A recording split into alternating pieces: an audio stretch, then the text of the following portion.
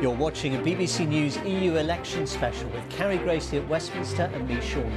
The Brexit Party a clear winner, the Liberal Democrats take second place, and a very tough night for the Conservative Party and for Labour. Nigel Farage says he's ready to take on the biggest parties at Westminster after his Brexit party took nearly a third of the vote and won 29 seats in the European Parliament. We have got a mandate now, and we want the government to include us in their negotiating team. We have got to get ready for leaving the European Union on October the 31st. There's an awful lot we can do. A successful night for the Liberal Democrats too. They campaigned to stop Brexit and they came second overall with around 20% of the vote. I'm Carrie, Gracie at Westminster, where the two main parties have suffered heavy losses. The Conservatives are pushed into fifth place with a historic low of less than 10% of the vote. One minister says it is time to rethink their strategy. It's a wake-up call to my colleagues in Parliament that we have to deliver on the instruction the British people gave us in 2016 in the Brexit referendum. And pressure on Jeremy Corbyn to back another referendum after Labour falls to third place overall. He says the party's position remains unchanged. What this party does is supports an agreement with the European Union to prevent crashing out, supports putting that proposal, when agreed, to a public vote. We're going to bring you all the results this afternoon and set out the picture across Europe where turnout is up and traditional parties have lost out to smaller ones.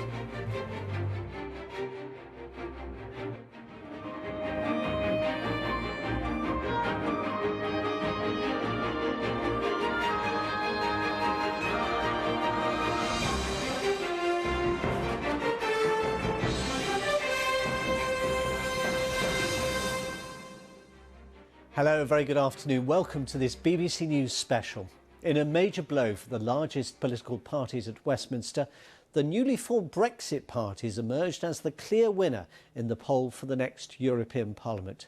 Only launched recently, Nigel Farage's party won 29 seats in the elections on Thursday and received almost one-third of the share of the vote. Both Labour and the Conservatives posted some of their worst election results ever, with the Liberal Democrats taking second place on their anti-Brexit platform. Jeremy Corbyn, pressed by some senior Labour figures this morning to back another referendum, said the party's position hadn't changed, but it had a responsibility to listen and to ensure a public vote on any Brexit agreement was carried out. Well, only Northern Ireland still has to declare in the UK, so let's take a look at the results in detail so far. Brexit Party gained the largest share of the vote with 32%. Liberal Democrats took second place with 20% of the vote. That's up 13 points compared to the elections held 5 years ago. Labour came in third place overall. It had 14% of the vote, down 11 points. Greens increased their support. They gained 12% of the vote. It's pretty much their best performance in European elections in 30 years. The Conservative Party, though, fell to an historic low. They took just 9% of the vote, putting them in fifth place overall. In Scotland, the SNP dominated the poll with a big lead over the other parties. UKIP, which won the 2014 elections 5 years ago, well, they saw their vote fall heavily to just 3%, as the new Change UK party also failed to make an impact with only 3% of the vote share. Well, in total, 73 seats in the European Parliament were up for grabs for the UK representation. The Brexit Party now have 29 seats. The Liberal Democrats have 16. That's quite a change around from 5 years ago when they had just one. Labour has 10 MEPs, or will have 10 MEPs in the new Parliament when it sits next month. That's a loss of 8. The Green Party more than doubled its representation, 7 MEPs. That's up 4 on 2014. And the impact on the Conservative Party, well, it couldn't be clearer. They now have just 4 MEPs, down 15. In Scotland, the SNP won 3 seats, ending the career of the UK's longest-serving member of the European Parliament, David Martin for Labour, who'd sat there for 35 years. Well, while in Wales, Plaid Cymru have 1 seat after beating Labour there too. Counting in Northern Ireland got underway this morning. Our first report comes from our political correspondent Tom Barton, and a warning that his report does contain some flash photography. Smiling faces for members of a party that was only launched 6 weeks ago. the Brexit Party, the clear winners of this election, taking almost a third of the vote and 29 MEPs.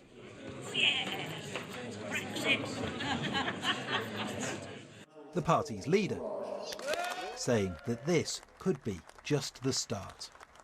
If we don't leave on October the 31st, then the scores you've seen for the Brexit Party today will be repeated in a general election, and we are getting ready for it. It wasn't just a good night for the Brexit Party. Those standing on a clear Remain platform also made great leaps forward. The Greens beat the Conservatives into 4th place, while it was a champagne moment for the Liberal Democrats, coming in 2nd with 20% of the vote. This is the first time in 100 years that we've beaten both the Conservative and the Labour Party in the same election, and we are clearly able to demonstrate that both the Conservative and Labour Party did badly because they were absolutely split, couldn't articulate what they wanted on Brexit. We've been very clear we are the strongest Remain party. The one thing that is clear from this result is that voters don't like the tightrope walk Brexit compromises that the two main parties have been offering up to now. What then does that mean for the future? Well, both for Labour and the Conservatives. It means that they're going to be under pressure to adopt simpler, clearer positions. For the Tories, devastation at the polls is likely to see leadership candidates taking even tougher positions. This is the worst result in our party's history in elections. And it's a wake-up call to my colleagues in Parliament that we have to deliver on the instruction the British people gave us in 2016 in the Brexit referendum. In Scotland, Labour has been wiped out in the face of an SNP surge, while in Wales, the party was forced into 3rd place. The pressure now on the leadership, including from some senior voices, to back another referendum. Jeremy Corbyn today promising to listen. What you have from me today is a commitment that our party is listening to its members and its supporters and reaching out to other parties across the House of Commons to prevent a crashing out from the European Union with no deal. A commitment that the future will of course be put to a public vote, as we have already proposed in Parliament. These results providing no easy answers for the parties when they return to Westminster next week. Tom Barton, BBC News, Westminster. Let's go to Westminster now, and Carrie Gracie is there with the very latest reaction. Good afternoon, Carrie. You're there and the sun's come out again. Yes, indeed. Thanks, Shaun. Now, as we've been reporting, tough night for both the Conservatives and Labour, and with the Tory leadership race already underway last night, likely to have a big impact on how Theresa May's prospective successor pitches their Brexit solution. But Labour also losing ground, and there are also questions as to what its future policy should be. So with me now, our chief political correspondent, Vicky Young.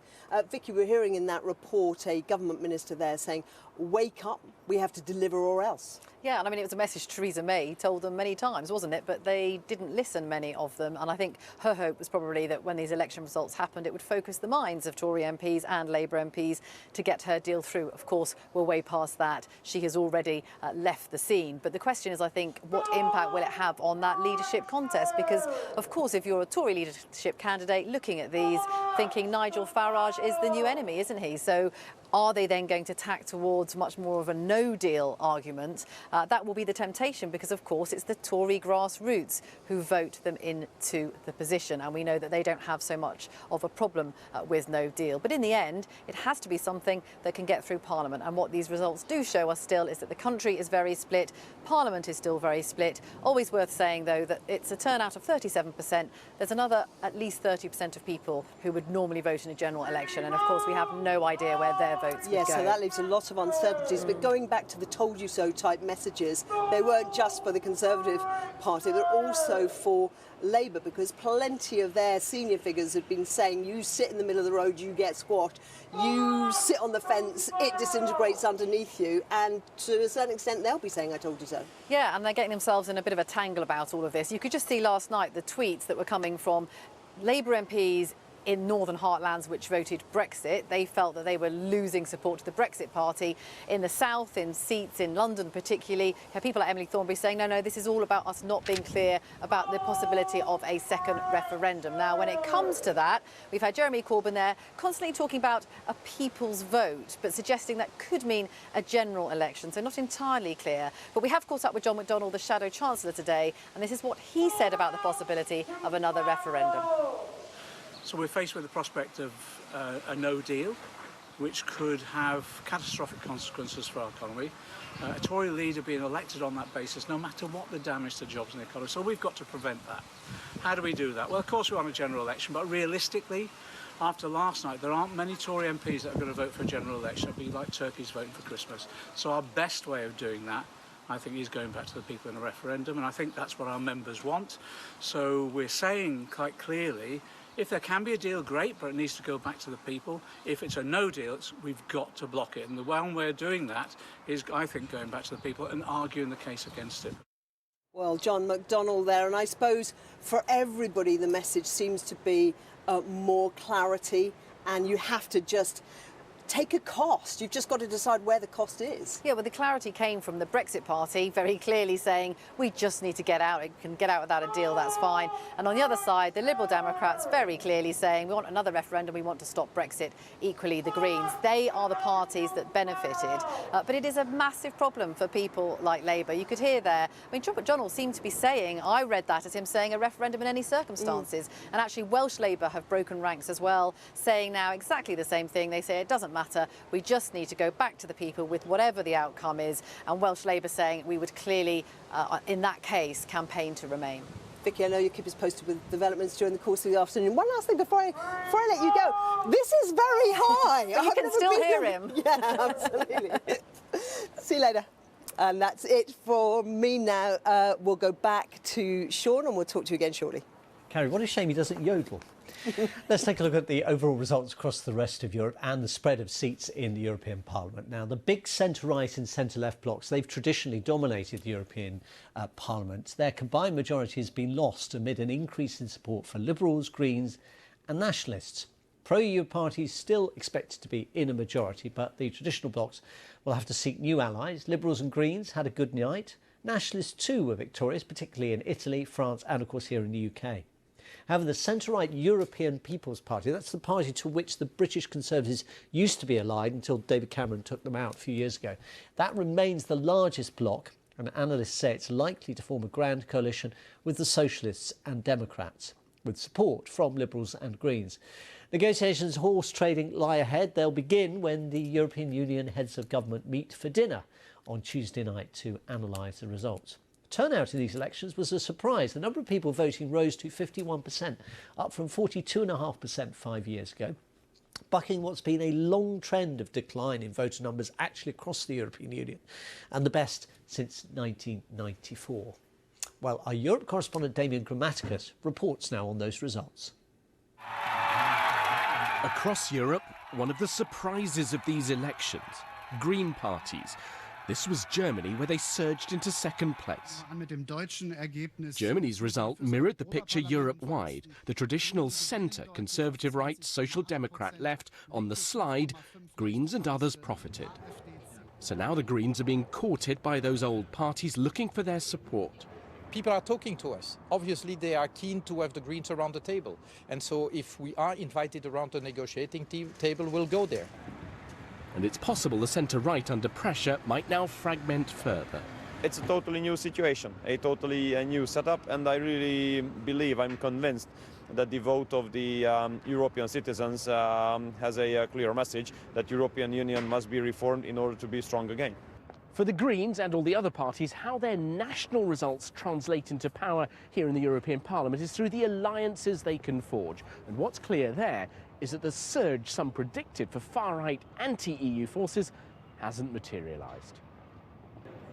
That didn't mean any real celebrations for Emmanuel Macron's party in France. It was beaten just by Marine Le Pen's far-right EU sceptics.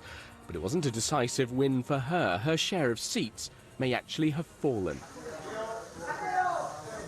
It was Matteo Salvini's far-right League in Italy that was a big winner. However, his allies elsewhere in Europe stumbled, losing seats, limiting his influence. So the most significant gains of all may have gone to the Liberals. Their candidate might now be in with a chance of securing the top EU job on offer, President of the European Commission. The monopoly of power is broken. And this is, of course, why we can do something else. Overall, then, the EU's centre under pressure has held firm, but change may still be coming. Damien Grammaticus there reporting from Brussels. Well, in Germany, major gains were made by the Greens at the expense of both parties in the governing coalition, the Christian Democrats, Angela Merkel's party, and the Social Democrats. Damien McGuinness is in Berlin and he's been looking at those results. Just first of all on the Social Democrats, Damien, they seem to have had a dreadful night, not just in European Parliament elections. Yeah, they're really struggling. So this is the party that is allied with Angela Merkel's Conservatives, but their left-wing grassroots and their left-wing members don't want to be in government, frankly. They're blaming this close embrace with the Conservatives for their appalling poll numbers and the dreadful results they've seen in this European election, but also in previous state elections over the past year or two. And there's growing pressure now on that party to break away from the government, to quit the coalition, which would bring the German government down. Now, it's unlikely that's going to happen over the next few weeks, but we've got other key state elections here in Germany over the next few months, in the autumn in particular, and the centre-left SPD, the Social Democrats, are expected to do really badly there too. If that happens, it's almost inevitable that this government may not see its full term. So that has a number of implications, clearly within Germany in particular, but also EU-wide, because it would mean that you'd need fresh elections in Germany. And the news from these European elections, the bad news, particularly for the centre-left SPD, but also for Angela Merkel's party, the Christian Democrats, means that it's even more likely that this government in Berlin won't see out its full term. I mean, the implications as well are serious in terms not just of the SPD, the opposition, but as you say, the ruling Christian Democrats. Angela Merkel already on a slow exit. Some have speculated, I saw it in the Irish press again only at the weekend, that she might be the best hope for Europe in a new role as President of the European Commission. Is there any thought in Berlin that that's a serious prospect? About once a week we get a rumour that that's going to happen, and every time she rejects it. So we've had it. We have it regularly. She's been suggested as this person going for the top job or one of the top jobs in Germany. She's denied anything of the sort. So she said that she will not stand for a top EU job. We're going to have more rumours like this over the next few months and no doubt, and she'll have to deny them again. What this does show is this result is a big blow for her party, not necessarily for Angela Merkel herself, though, because she wasn't really present in these EU elections. She really has taken over this more like presidential role. She's floating above politics at the moment. It doesn't bode well for her successor as party leader, though, Annegret Kramp-Karrenbauer, who some say could become Germany's next chancellor. But these results in these European elections show that actually under her leadership, the party isn't doing fantastically. So it does make it less likely, rather more likely, that she might step into the shoes as Chancellor after Angela Merkel does eventually go. Damien, can I ask you about something that's sort of a more domestic political interest here in the UK, and that's in the light of Theresa May's announcement at the end of last week that she was going, and the debate already underway in the Conservative Party, all the talk about potentially a no-deal Brexit. Has that made any impact in the media and in political circles in Germany? Yeah, I think the Brexit debate is being watched closely in Berlin, particularly by German business, particularly by every political actor. To be frank, I think German voters have completely switched off because it's impossible for many German voters to follow. I think they just view it as chaos in Britain. So I don't think it's something that's discussed in the general population that much, to be frank. But certainly political leaders, business leaders look at the prospect of no deal with horror. So they would do almost anything to make that not happen, to avoid a no-deal Brexit. They call it a chaotic Brexit here in Germany. But the thing they wouldn't do is undermine EU solidarity. So I think what we are seeing as well is any sense of chaos or any sense of problems with the Brexit process is still being fairly squarely put towards Britain, really. So I think the general opinion here in Germany that it's a British problem, it's a Westminster problem, it's an internal Tory problem even, as a lot of what people would say here. and that actually Germany now more than ever should stick to the general EU line, which is really not watering down the EU, not undermining EU solidarity. So I think it's probably what we have seen as well in these EU elections. The other thing that's important to note in the Brexit debate is that given that Angela Merkel's party is now weaker than ever, given the weakness and the instability within the German government, that makes it even less likely that Germany would countenance reopening any sort of deal for the Brexit negotiations with a future Tory leader, because I think Germany is going to be so focused on domestic problems, and when the EU debate comes up in Germany, it's more about sticking to the line of Brussels. So there's less room for negotiation and there's less room for compromise than ever, really, when it comes to Brexit. Damien McGuinness in Berlin. For now, thanks very much. Well, let's talk about Scotland now. And the SNP has comfortably topped the poll in the European Parliament elections there. The party won almost 38% of the vote, increasing its number of MEPs from 2 to 3. The Brexit Party secured second place with 15% of the vote, winning 1 seat. Liberal Democrats gained 14% of the vote. The Conservatives got 12. Labour came fifth with less than 10% of the vote, down from 26% just 5 years ago. Well, Scotland correspondent James Shaw is in Glasgow now. James, obviously good news for the SNP. Interesting that the Brexit Party took a seat. UKIP, of course, had a seat in the past. There's always been a kind of a pro-exit element in Scottish politics. But what do you make of Labour's performance as a party that was not so very long ago regarded as such an important player in Scottish politics? Well, it is a really shocking result for Labour to see their support fall off a cliff. That drop in percentage share is presumably something that they weren't expecting. Of course, they knew it was going to be a difficult night, but for it to be such a bad night, I think will come as a bit of a shock to the Labour Party here in Scotland.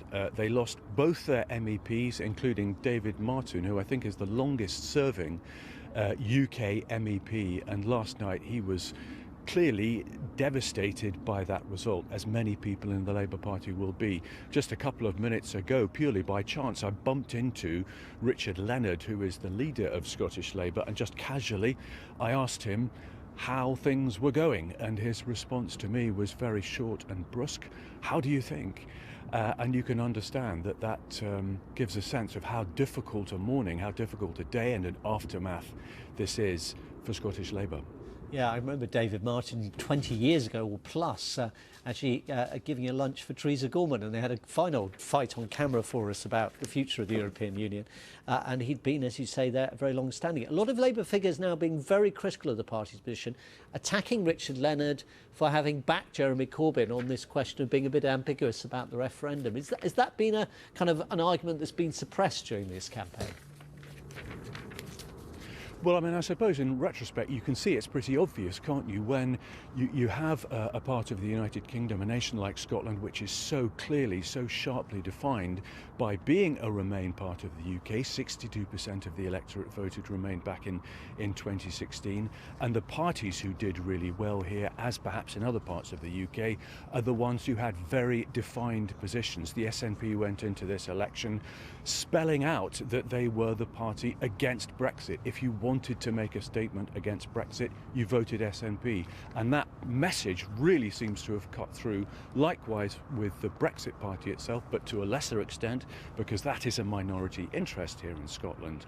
So there has to be a question as to whether maybe it might have worked in other parts of the country, but would that idea of being neither one thing nor the other, a soft Brexit, was that ever going to work for voters in Scotland? And things have been difficult for Scottish Labour, goodness knows, since the independence referendum in 2014, when their support started to drop very badly. This is another blow to a party which used to be the establishment party in this part of the world, but now those days do seem like quite a long time ago.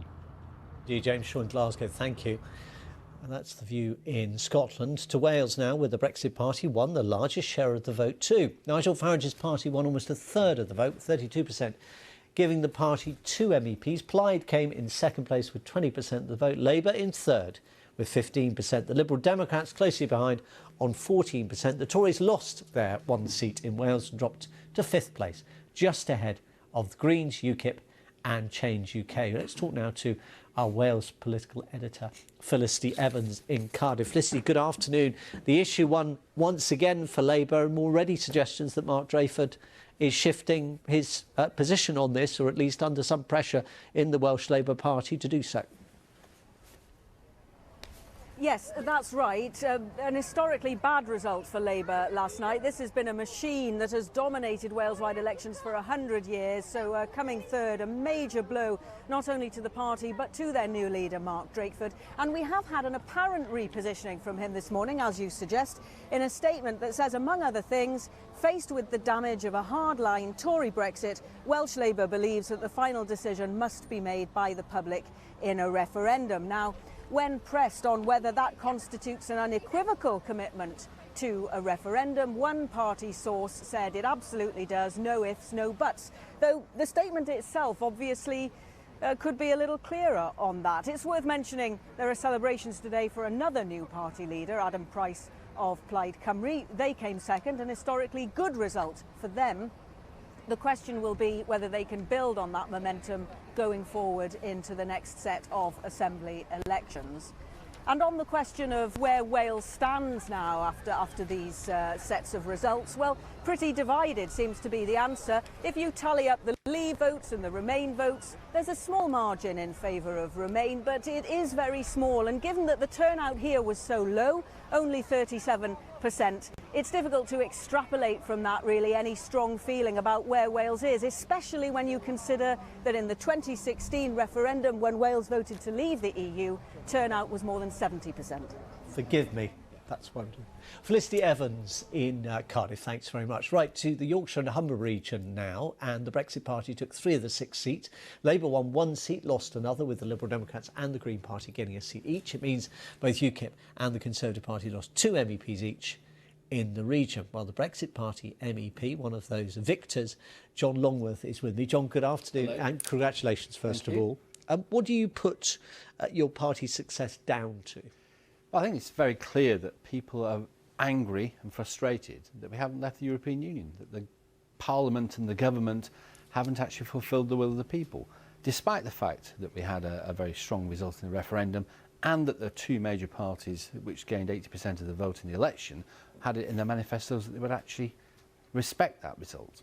Isn't the difficulty, though, with this result, was Sir John Curtice was saying a little earlier when he came in to talk to me about the breakdown of the results, that in the end all it tells us is that the UK is as polarised, if not more polarised, than it was at the time of the Brexit debate. This is not an out-and-out victory for those wanting Brexit, nor is it an out-and-out victory of those who are opposed to Brexit.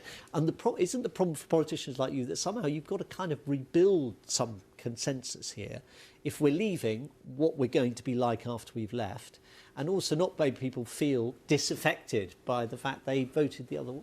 I think people are disaffected by the fact that democracy is broken down and we aren't fulfilling the democratic will of the people. You know, when we have general elections in the UK, we don't elect a party and then say, oh, well, we didn't like the result because they only got 40% of the vote. Actually, that wasn't my party, so let's have another election next week. And this idea of amalgamating parties' votes into what is, you know, in that case, do we put Everton and Liverpool's scores in the Premier together? That's not really an analogy. Well, it is absolutely an analogy because this is not a referendum. We had a referendum in which there was a majority of 1.4 million people. 2/3 of UK constituencies voted to leave. 3/4 of England and Wales constituencies voted to leave. Had it been a general election, it would have been a landslide for leave. This is a EU parliamentary election. That's the problem. You've got a parliament. It's exactly the point I'm making. Has not actually elected on the same terms. It was elected a year after that referendum. And it was elected on a mandate of the 2 major parties putting in their manifestos that would leave the EU, the customs union, the single market. And how many times have you got to tell the establishment in this country? We've told them again last night. What role do you play? Because presumably, at least in July, you'll go out to Brussels, you'll take your seat as an MEP, you'll sit in the European Parliament, but on the measure of what you're saying, you will be keen for us to be out by the 31st of October. Well, I was rather hoping... It's a gigantic waste of time for you and for everybody else. I was rather hoping that we'd never have to get to this stage. We would have left already. But of course, while we're in, it's very important that we have people who have the true interests of the UK at heart actually calling out the EU, because they may do nasty things to us. They may also... Such as? Do you want to tell me what those there's all nasty sorts things of might things be? that they may do in law that could provide real problems for the UK. But they'll be academic, wouldn't they? They'd get it through before the time we've left, if we're leaving on the 31st of October. It depends on whether we leave on the 31st of October, and that's the key point. Now, Nigel Farage was saying a little earlier that he thinks it's incumbent on any new Conservative Prime Minister to include you in any, not you specifically necessarily, or maybe, your party in any negotiations with the European Parliament about the future trading relationship. Well, I think we have a mandate to be involved. The fact of the matter is that the candidates that were chosen for the Brexit Party are all people who've done things in life. They're not professional politicians. We actually have a contribution to make. I personally have done business on every continent. You know, I've been involved in trade most of my career, and I've actually been involved with Brussels and the EU. So we can make a contribution to these things. We certainly couldn't do any worse than the current negotiators, could we? John Longworth, MEP for Yorkshire and the Humber region. Congratulations. Thanks very much for coming in to talk to us on BBC News this afternoon. Now let's go back to Westminster and Carrie Gracie. Thanks, Shaun. And of course, in London, Labour lost half of their MEPs. They had 4, they now have 2. With me here is one of them, Labour MEP for London, Seb Dance. Congratulations, Seb Dance.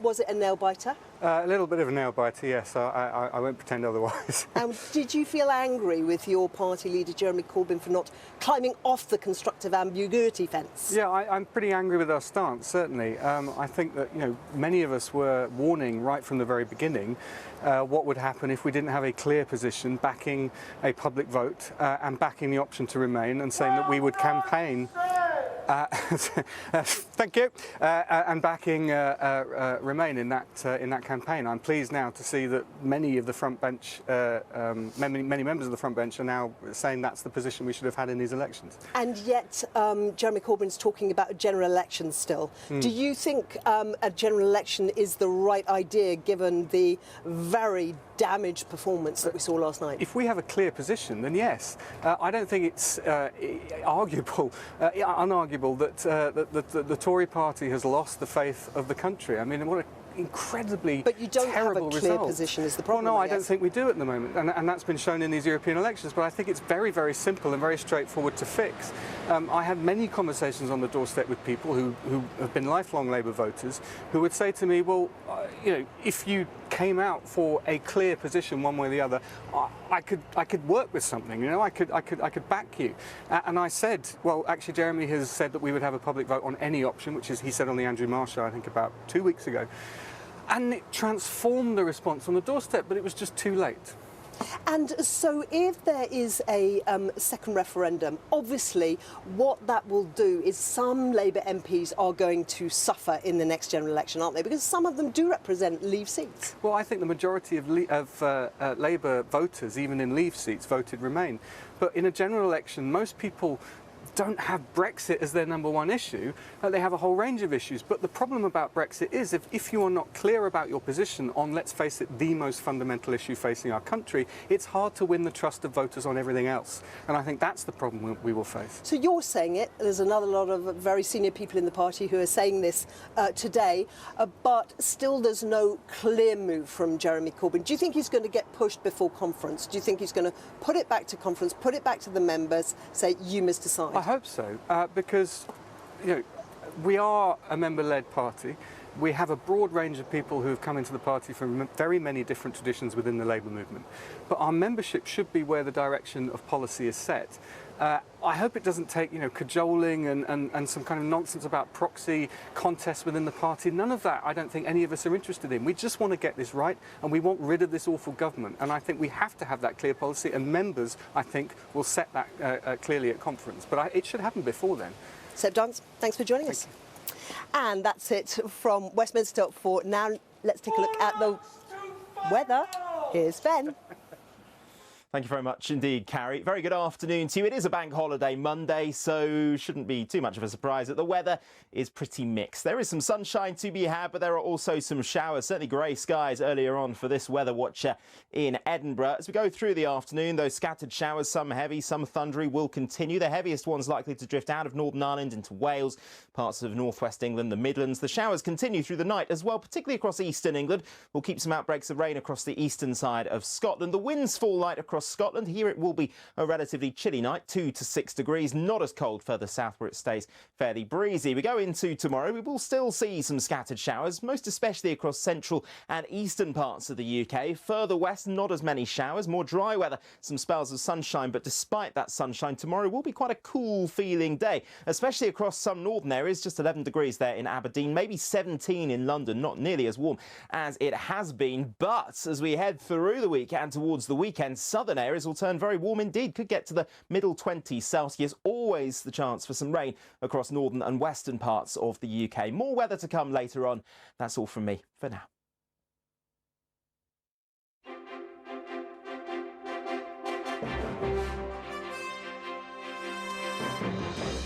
You're watching a BBC News special. We'll have much more reaction and analysis on the European election results in the UK and around the European Union. First, though, let's get all the day's sport. Here's Jane Dougal. Hi there, Shaun. British #1 Johanna Konta is through to the second round of the French Open for the first time ever. She beat Antonia Lottner of Germany in straight sets. It's the first time in 5 attempts that Konta hasn't been knocked out in the first round. She'll now play the American Lauren Davis. Konta's been on a pretty good run of form on clay, reaching 2 finals and beating some big names along the way. Well, meanwhile, Petra Kvitova has been forced to withdraw from the tournament with an arm injury. She said on social media that she was truly sad to have to pull out. Now, England's cricketers are playing their final warm-up match at the Oval before the start of the Cricket World Cup on Thursday. England are currently 121 for 1. Johnny Bairstow was stumped for 39 and Jason Roy has just brought up his half-century. England won the toss and put Afghanistan into bat this morning. Jofra Archer taking 2 early wickets. The home side dominated from there, bowling Afghanistan out for 160. And more good news for England. Bowler Mark Wood has been past fit and will be available for their opening World Cup match against South Africa on Thursday. Now to football, and the match described as the richest game in football kicks off in just under half an hour's time. Aston Villa and Derby County meet in the Championship playoff final at Wembley this afternoon. At stake, of course, is a place in the Premier League.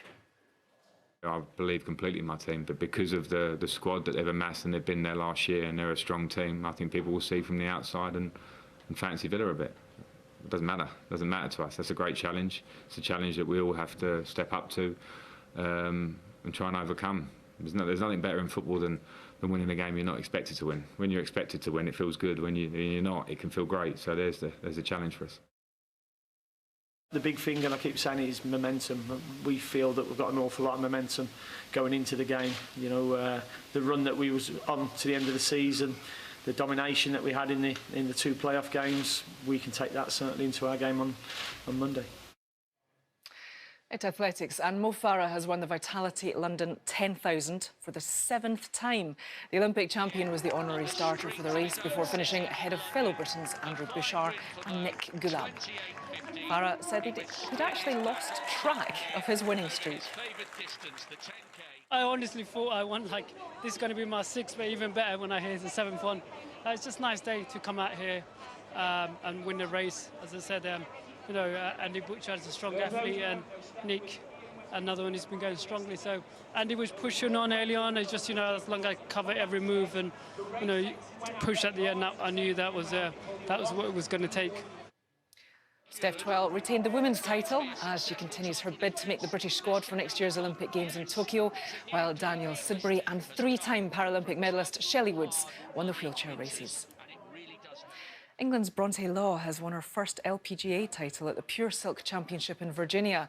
She had a share of the lead from day one and finished 2 shots clear of the fields for the closing round of 67. It was a pretty great victory after she lost out in a playoff in San Francisco earlier this month.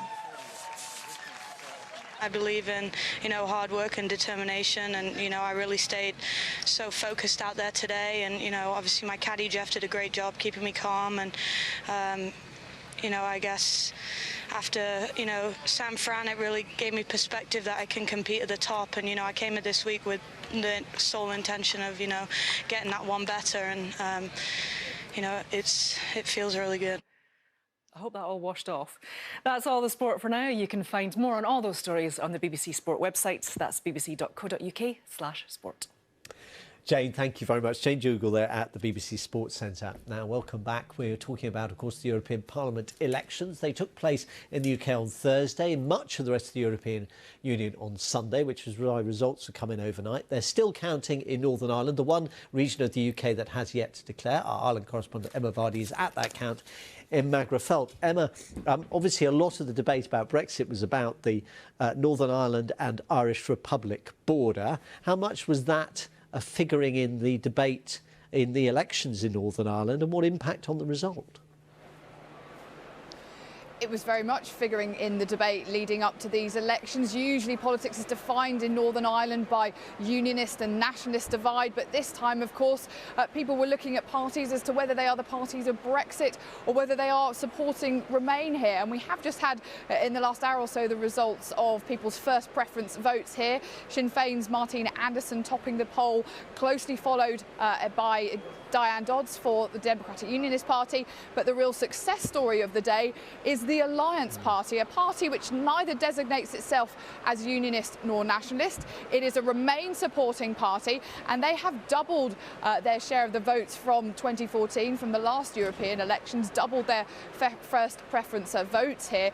A big success story for that emerging centre ground party, because for so long politics in Northern Ireland has been dominated by the unionist and nationalist divide. Brexit has sort of thrown a lot of that up in the air, but it is also a sign of people changing here, voters' habits changing, no longer wanting necessarily to be defined by that unionist nationalist voting pattern, and emergence perhaps of the more centre ground. So a big result for Alliance here, but important to say at this stage, still none of those 3 seats for Northern Ireland are yet confirmed, but with those 3 candidates so far out in front, it will take perhaps another few rounds of counting to look at people's second preference, third preference votes here and so on, because that's the voting system that's used in Northern Ireland.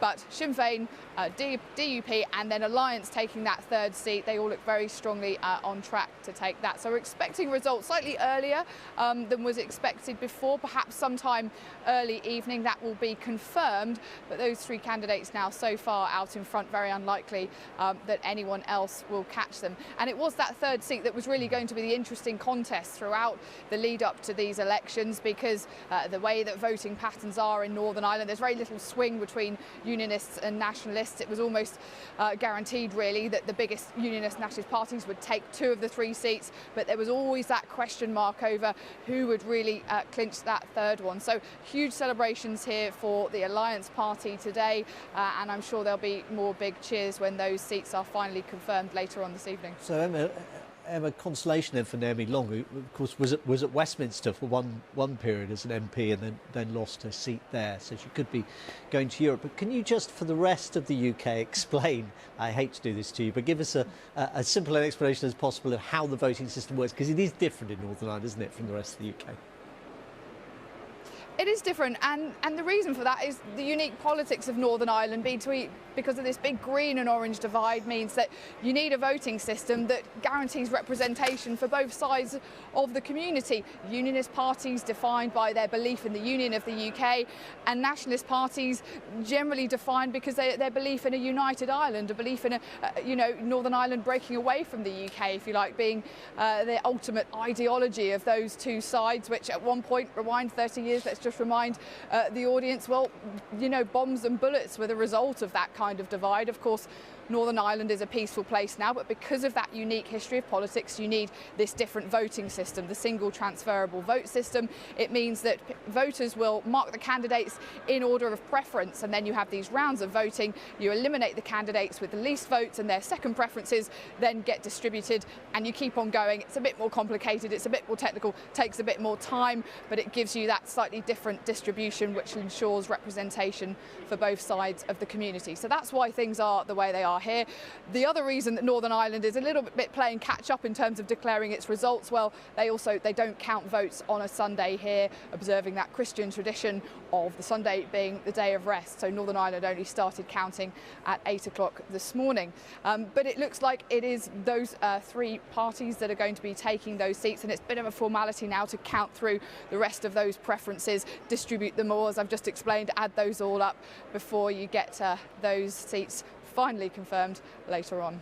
Emma Vardy, thank you very much for that. It's one of the clearest explanations I've ever heard of the Northern Ireland voting system for the European Parliament. I understood that. Thank you. Now from the academic to the view of the hacks. Carrie Gracie has a couple of them with them down at Westminster. I'm going to test you on the single transferable vote shortly, just to check that you were listening to Emma properly. But first, though, let's tackle some strategic questions for the big parties, because with me now, Sonia Soda from The Observer and Stephanie Bolton, UK correspondent for German newspaper Die Welt. Thank you both for coming up onto this balcony. Sonia, you first. We've heard from some of the Tory contenders for leadership, Boris Johnson crushing rebuke. He called the vote last night. Jeremy Hunt saying it's an existential question now. What do you think they're going to be considering as they make their pitches? Well, I think for both main parties, it was a very defeating night. I think for the Conservatives, they're going to be really worried about the rise of the Brexit Party. We've already seen some of the leadership contenders tack right in recent weeks, so talking up the prospect of no deal. Even somebody who voted Remain, like Jeremy Hunt, has been talking about, maybe we could go for no deal. So I think that in the Conservative Party leadership contest, we're going to see the party tap right. I think Labour equally faces huge strategic issues. I think Labour was hoping to come second very much to the Brexit Party. Instead, it was pushed into third place by the Lib Dems by quite a significant margin, actually. I think what that really shows is that Labour's strategy of prevaricating, trying to be all things to all voters, saying to some voters we're a party of soft Brexit, trying to appear like they back a referendum to other voters, just isn't working. Actually, voters on all sides seem to kind of reject Labour, I suppose, in quite significant numbers. So for both big parties, there are big strategic challenges, I think, ahead. Stephanie, your take on this? Well, it is, in a way, you could say nothing has changed. So if you, obviously, I see this more from a European, German, Brussels perspective, and people on the continent will look at this, politicians, governments will see that basically the countries are split as it was before. You have on the one hand the Brexit Party, then you have actually, if you put all the votes for the pro-Remain parties together, it's even a higher number than the Brexit Party. So they will look at this and think, what is the outcome of this? So I heard someone saying to me this morning in Brussels, abwarten und Tee trinken, which means just let's wait and have a cup of tea. Although, do they really have time to drink their tea? Because this is all coming down the road quite fast in October. Yeah. They're going to be put on the spot over whether they're prepared to reopen the negotiation or otherwise see a no-deal Brexit. As Sonia's explained, the next leader of the Conservative Party, the next Prime Minister, may well have to take that position. Yeah, that's true. But on the other hand, they're also looking at the House of Commons, and they have seen twice the vote that was in contra of leaving the European Union without a deal. So they will be thinking, well, if this really comes to that situation that they have to vote about this, they might reject it. And what happens next? So that Prime Minister might then say, well, either a general election or a second referendum. And the European Union or the Commission has said all the way along that if that is the case, they will extend Article 50.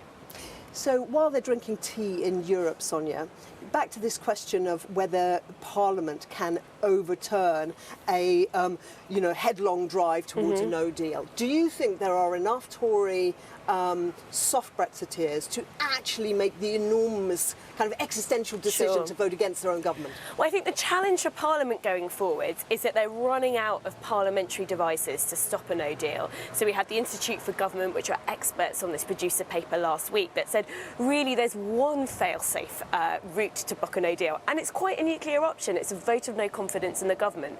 So I think there are already a number of Tory rebels who've made themselves known. So people like Dominic Grieve, for example, perhaps even Philip Hammond, the Chancellor, saying they would do something quite serious if they had to stop a no-deal Brexit.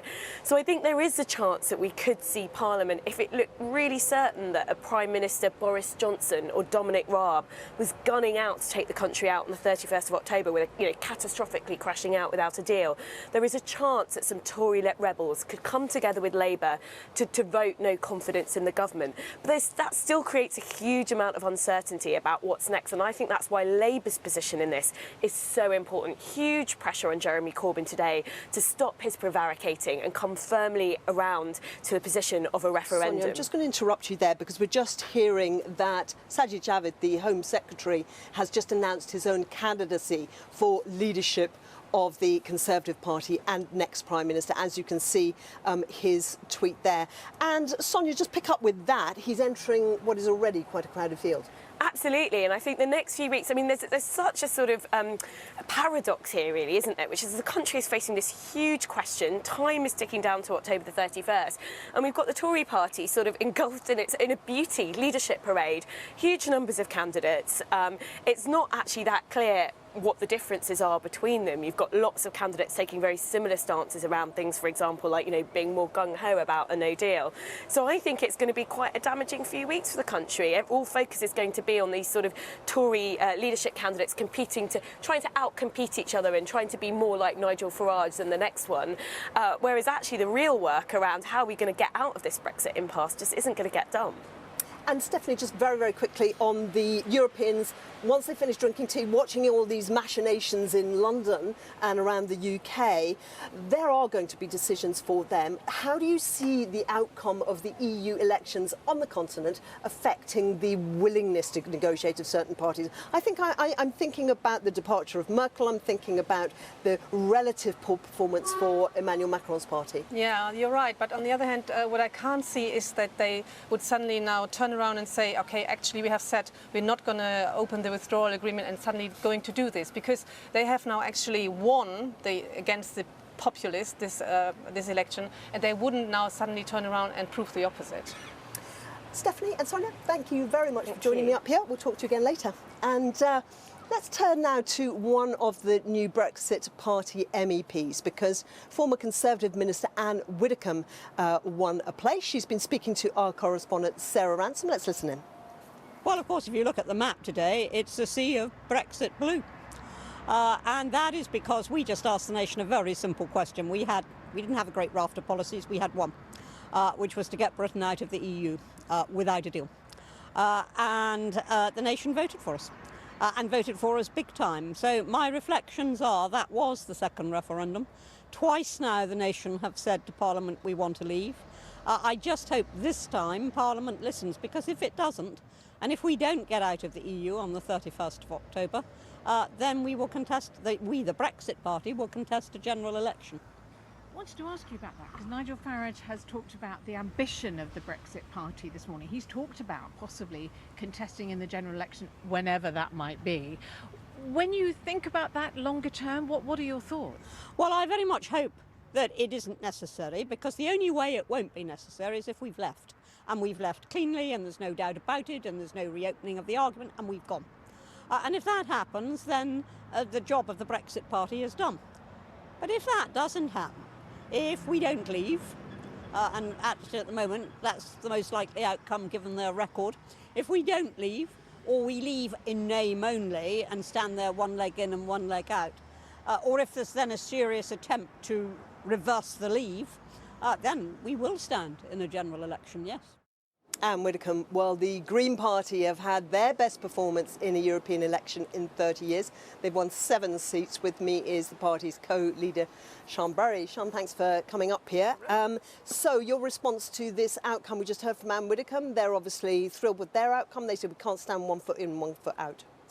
We are very, very delighted to get the number of votes that we did, and to more than double the number of MEPs from 3 to 7. We've got people elected in regions right across the UK. They're going to be, if we can stay in the EU, fantastic representatives for their regions. And it's a really strong message people are sending, that they want to remain in the EU, that they support the parties who are calling for a people's vote. If you combine our votes with the Liberal Democrats, with Plaid Cymru, with the SNP, the parties who are clearly for remaining in the EU, we have thrashed the Brexit Party today. So Nigel Farage cannot be very happy Although with the his arithmetic result. of that is complex, isn't it? Because, of course, both the main parties, Conservatives and Labour, you know, they are on manifestos of leaving. So if you add them to the leave total... These are the people in favour of hard Brexit, though. This is, I mean, if you add those two up... So you're only comparing them. yourself with hard Brexiteers, not soft ones. And I think people who voted for the Conservatives and Labour were doing so out of loyalty rather than out of a strong desire to send a message. Those people came to us, or alternatively, they went to the Brexit Party, and I think our side shows that there is greater support for staying in the EU now than there was in 2016. Look at the number of young people who voted, particularly for the Greens, and this is a pattern we've seen right across Europe.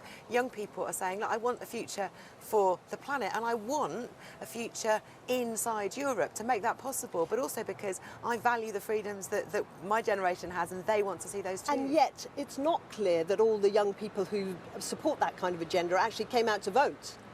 No, but those who did voted overwhelmingly for Green parties. You can see that in Germany, first-time voters, the majority that the Greens in Germany had amongst those voters is huge. We also came first for under-25s in France. In both those countries, we increased our number of MEPs significantly, as well as here. It's very clear what people... The difficulty is when you bring the kind of electoral arithmetic back to a kind of general election situation, or indeed a referendum situation. It's quite difficult to see how this would all work out. It's quite difficult to extrapolate from last night's result. This is why we need a people's vote to sort this out once and for all. We need to put something before the people. What would that something kind be? of deal. And I think the parties who want to remain need to get together and listen to people about the causes of Brexit, listen to what the problems they want solved are, and put together some kind of potential deal that attempts to do something like that and then puts that to the people in a people's vote. We can't get to the point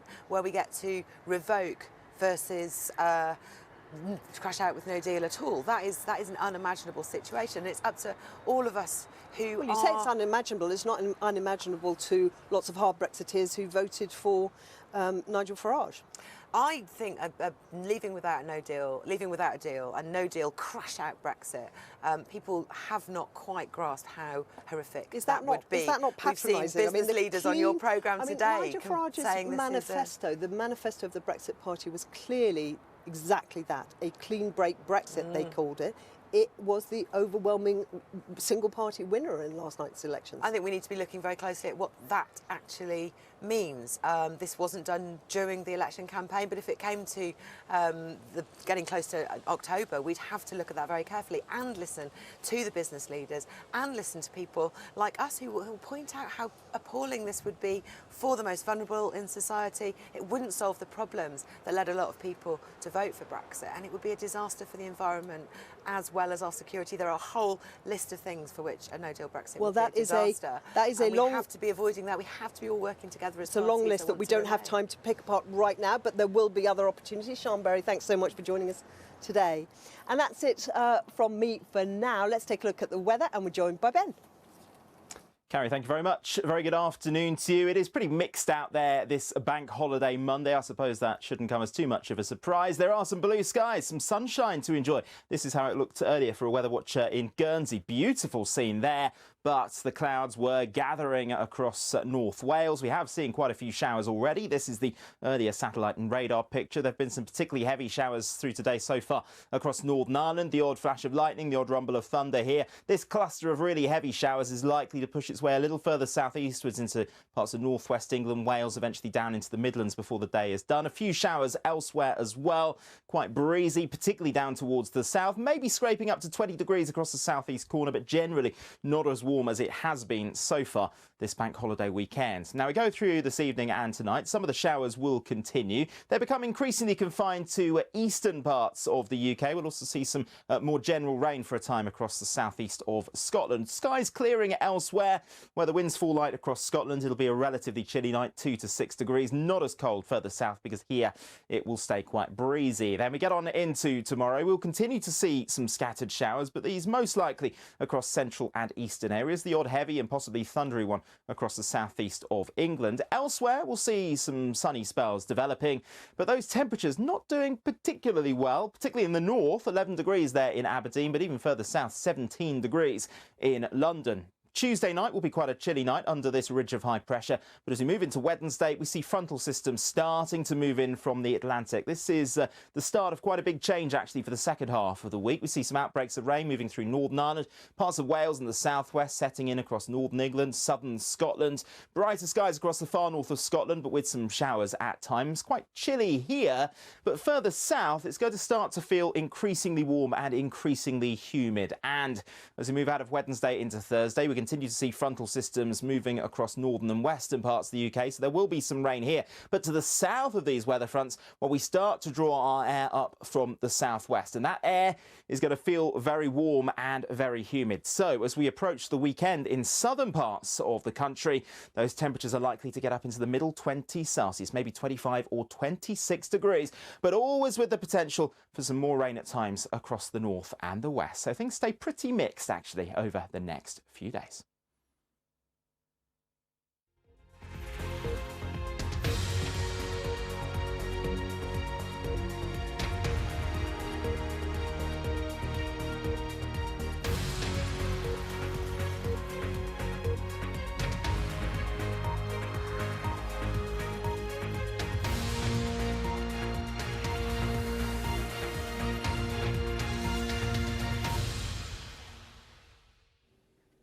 You're watching a BBC News EU election special with Carrie, Gracie at Westminster and me, Shaun. The Brexit Party a clear winner. The Liberal Democrats take second place, and a very tough night for the Conservatives and Labour. Nigel Farage says he's ready to take on the biggest political parties at Westminster after his Brexit party took nearly a third of the vote and won 29 seats in the European Parliament. We have got a mandate now, and we want the government to include us in their negotiating team. We have got to get ready for leaving the European Union on October the 31st. There's an awful lot we can do.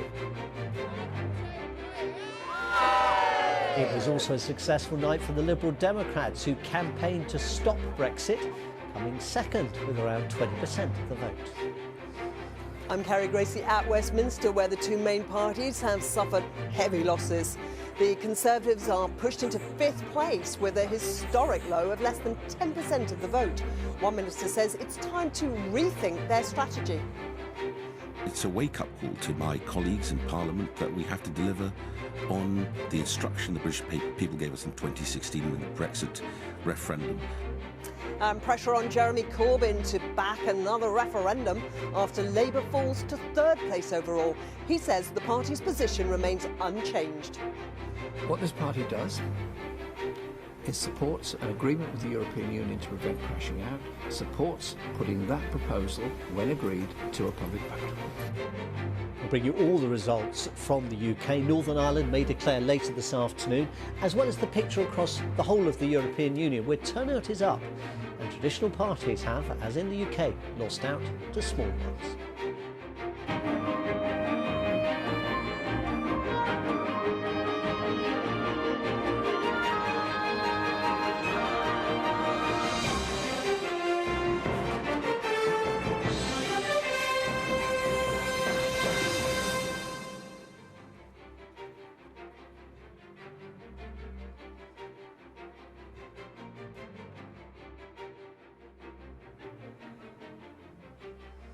And a very good afternoon to you. If you've just joined us, welcome to BBC News. In a major blow for the largest political parties at Westminster, the Brexit Party has emerged the clear winner in the poll for the next European Parliament. Formed only just a few weeks ago, the party led by Nigel Farage won 29 seats and received almost one-third of the share of the vote.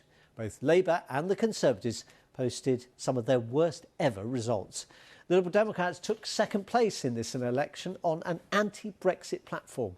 Jeremy Corbyn, pressed now by some senior Labour Party figures to back another referendum, said the party's position hadn't changed, but it had a responsibility to listen and to ensure what he called a public vote on any Brexit agreement that Parliament eventually passes. Well, only Northern Ireland is still to declare in the UK. That may happen, we're told, later this afternoon or early evening. Let's take a look at the results in the rest of the UK. Well, the Brexit Party gained by far the largest share of the vote. It has 32%. Liberal Democrats, they took 20%. That's up 13 points on their frankly dismal performance in the last European Parliament elections. They were held 5 years ago in 2014. This time Labour came third with 14%. That's down 11 points on those previous elections. The Green Party, although it's in fourth place, increased its support significantly. It took 12% of the vote, its best performance since the late 1980s. The Conservatives fell to an historic low. They polled just 9% of the vote, putting them in fifth place. In Scotland, the SNP dominated the poll with a big lead over the other parties. Well, the UK Independence Party, which won the elections just 5 years ago and of course is the former party of Nigel Farage, saw its vote fall heavily. It took just 3%. The New Change UK Party also failed to make an impact. It too took 3%. Well, in all, 73 seats in the European Parliament were up for grabs for the UK representation in Brussels and Strasbourg. Brexit Party now have 29 seats. Liberal Democrats have 16. They gained just 1 in 2014, so a big improvement for them. Labour now has 10 MEPs. It's lost 8, including the European Parliament's longest-serving British MEP, David Martin, who'd been representing Scotland since the mid-1980s. The Greens more than doubled their number of seats with 7 MEPs. That's up 4 on 5 years ago. And the impact on the Conservative Party, well, that couldn't be clearer. They now have just 4 MEPs. That's down 15 on those last elections. In Scotland, the SNP took 3 seats. In Wales, Plaid has won a seat in the European Parliament after it beat Labour again into third place. Well, as I was saying, counting in Northern Ireland is still underway. Let's take our first report on the events in the European Parliament elections and what they mean from the UK from our political correspondent Tom Barton. I should warn you, his report does contain some flash photography. Smiling faces for members of a party that was only launched 6 weeks ago. The Brexit Party, the clear winners of this election, taking almost a third of the vote and 29 MEPs.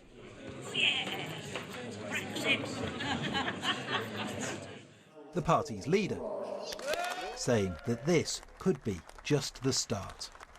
If we don't leave on October the 31st, then the scores you've seen for the Brexit Party today will be repeated in a general election, and we are getting ready for it.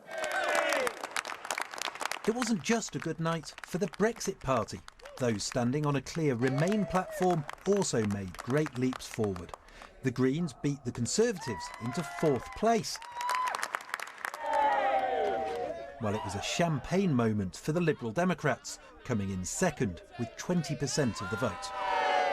This is the first time in 100 years that we've beaten both the Conservative and the Labour Party in the same election, and we are clearly able to demonstrate that both the Conservative and Labour Party did badly because they were absolutely split, couldn't articulate what they wanted on Brexit. We've been very clear we are the strongest Remain party. The one thing that is clear from this result is that voters don't like the tightrope walk Brexit compromises that the two main parties have been offering up to now. What then does that mean for the future? Well, both for Labour and the Conservatives. It means that they're going to be under pressure to adopt simpler, clearer positions. For the Tories, devastation at the polls is likely to see leadership candidates taking even tougher positions. I'm deeply saddened by the fact that so many candidates and so many activists worked so hard and we didn't get the result that we wanted. And one message is clear from these results. We absolutely need to deliver Brexit. I led the campaign to take Britain out of the European Union, and we must honour that referendum result. In Scotland, Labour has been wiped out in the face of an SNP surge, while in Wales, the party was forced into 3rd place. The pressure now on the leadership, including from some senior voices, to back another referendum. Jeremy Corbyn today promising to listen. What you have from me today is a commitment that our party is listening to its members and its supporters and reaching out to other parties across the House of Commons to prevent a crashing out from the European Union with no deal. A commitment that the future will of course be put to a public vote, as we have already proposed in Parliament. These results providing no easy answers for the parties when they return to Westminster next week. Tom Barton, BBC News, Westminster. And let's go straight to Westminster now and Carrie Gracie. Thank you, Shaun. Well, as we've been reporting, a very tough night for both the Conservatives and Labour, and with the Tory leadership race already underway last night, likely to have a big impact on how Theresa May's prospective successor pitches their Brexit solution. But with Labour also losing ground, there are questions as to what its future policy should be. The Prime Minister, Theresa May, has said the results from the EU elections were very disappointing. Mrs May tweeted, "A very disappointing night for Conservatives. Some excellent MEPs have lost their seats, some excellent candidates missed out. But Labour have also suffered big losses. It shows the importance of finding a Brexit deal, and I sincerely hope these results focus minds in Parliament."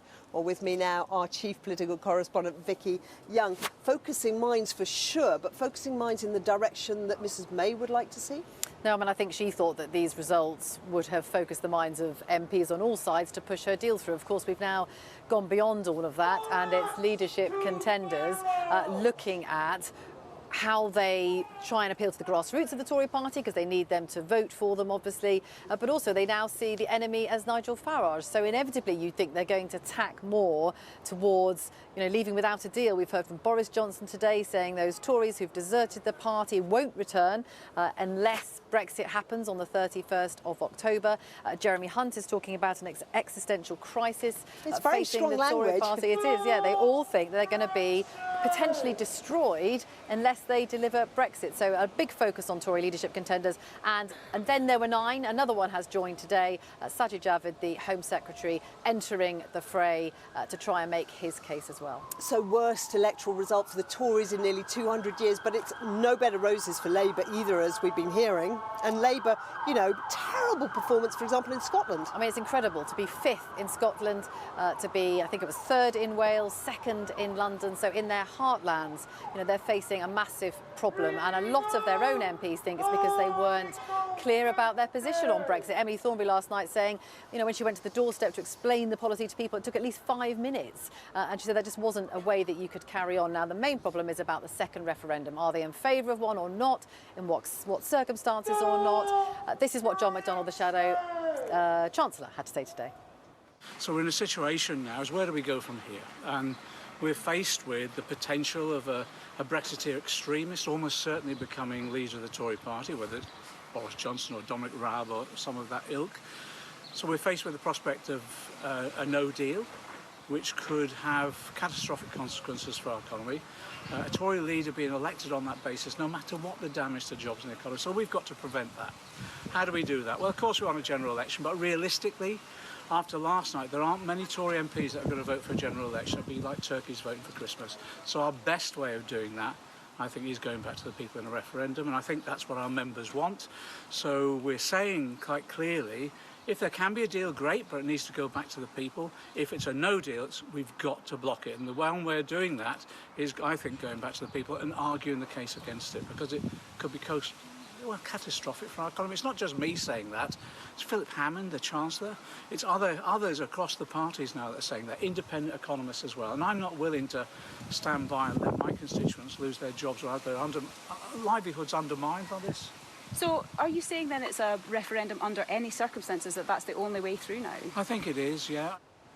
So at the end, they're very clear in any circumstances. So you now have a situation where Jeremy Corbyn isn't being quite as clear as that, but you have Tom Watson, his deputy, now his shadow chancellor, Emily Thornberry, Keir Starmer, quite a lot of them in the shadow cabinet. Welsh Labour have broken ranks as well, saying there must be a referendum, whatever happens. So this is something they are going to have to resolve pretty quickly. Jeremy Corbyn suggesting it can be done at the next conference. And so if it's done at the next conference, I suppose it allows him to climb off the fence in a dignified fashion, because he can say, well, this is what members want. It is, but then by that point, we're talking about 2 weeks before we leave without a deal, potentially. So, there is a timing issue here. Now, I'm sure if you're Labour and those who are backing Jeremy Corbyn and all this say, hang on a minute, this is a Conservative Party problem. They have inflicted this on the country. It's up to them to sort it out. But I suppose it's whether you think that actually Parliament has a duty to do so. And I think from some Labour MPs looking at this, they feel that they're being hit, not as badly as the Conservatives, but they have been certainly losing votes to the Liberal Democrats, particularly in the south, and to the Brexit Party in the north. We saw what happened to them in Scotland. This is a huge problem facing those 2 main Westminster parties. Vicky, thank you. Now, as we've been hearing, the Brexit Party have top polls in every part of the UK, apart from Scotland, won by the SNP, and in London by the Liberal Democrats. Northern Ireland is still left to declare. Rita Chakrabarti has been taking a look at all the results. This has been an election of stark contrasts, with the Brexit Party putting in a very impressive performance, but strong performances too from the Liberal Democrats and the Greens, and a real disaster for Labour and the Conservatives. Let's take a look at some of the details. Castle Point here in the east of England. This was one of the Brexit Party's strongest results. Look at that, 59% of the vote here in a very Leave voting area, but a really, really strong performance, leaving all the other parties behind there. Brexit Party also coming out on top in Windsor and Maidenhead. That's Theresa May's constituency, her own backyard. They came out on top in St Helens here in the northwest, beating Labour in their own heartland. Look at that. Brexit Party on 35% and the Labour Party on 22%. For the Liberal Democrats, it was also a very good night. Here in Elmbridge, for example, they topped the poll by 39%. Now, this is an area that had been Conservative for the last 3 European elections. And if we take a little look at the change in the share of the vote, look at that. The Conservatives plummeting by 31% to the benefit of the Liberal Democrats. For the Lib Dems, it was a great night in London. They topped the poll in London, and that included Islington, which is Jeremy Corbyn's constituency. That tale of Labour woe was reproduced in Scotland, where the SNP took almost all the areas, all the local authority areas that there are, and in Blaenau Gwent, Labour also suffered there at the hands of the Brexit Party. One word for the Greens, who came top in 3 areas, and that included Bristol as well, and they'll be very happy with their performance at this election. I think the takeaway, though, from these elections is the result for the Conservative Party, who on 9% of the vote share came 5th in the table. And there is one remarkable fact for the governing party, which is that in the whole of the United Kingdom, they failed to top the vote in any single local authority area in this entire election. Rita Chakrabarti. Well, with me now is the SNP's Drew Hendry. So let's have a look at Scotland. Mr. Hendry, thanks for joining us. Thank you. Yes. And obviously the SNP did well last night, and you managed to somehow ride that tiger of keeping the Leavers and the Remainers roughly behind you. Well, I don't think we just did well. It was an historic result last night. Scotland emphatically got behind the SNP to say no to Brexit. Brexit has been comprehensively rejected by the Scottish voting public. And do you think it was you doing well? I mean, I don't want to kind of rain on your parade or anything, but do you think it was you doing well or Labour doing badly? Well, I think the SNP went out with a very, very clear message that Scotland's for Europe. And that message chimed with people on the doorsteps and in their homes, and that's why people came out in such great numbers. Our vote is up some 9% on 2014, so that's why people came out in those numbers to get behind the SNP and to say absolutely emphatically no to Brexit, to reject that and obviously Brexit your situation. party leader, Nicola Sturgeon, she has been First Minister of Scotland. She has been in Ireland today, and she's been talking rather angrily about the contempt with which Westminster has been treating Scotland over the whole Brexit issue.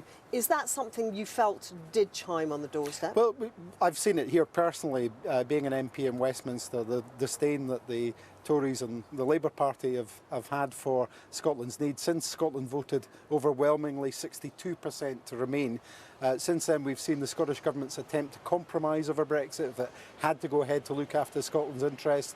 We've seen the Scottish Parliament, every party but the Tories, ignored by the UK government in that situation, and the majority of Scotland's MPs ignored too. And on the doorsteps, when I've been speaking to people, folk have noticed that. They've seen that across Scotland, and they're not willing to put up with Scotland being ignored anymore. And talking of which, Nicola Sturgeon again saying today that she wants to hold another independence referendum and she wants it before the end of next year. Do you think there's any chance of that happening? Well, I think the mandate was clearly there in the election in 2016.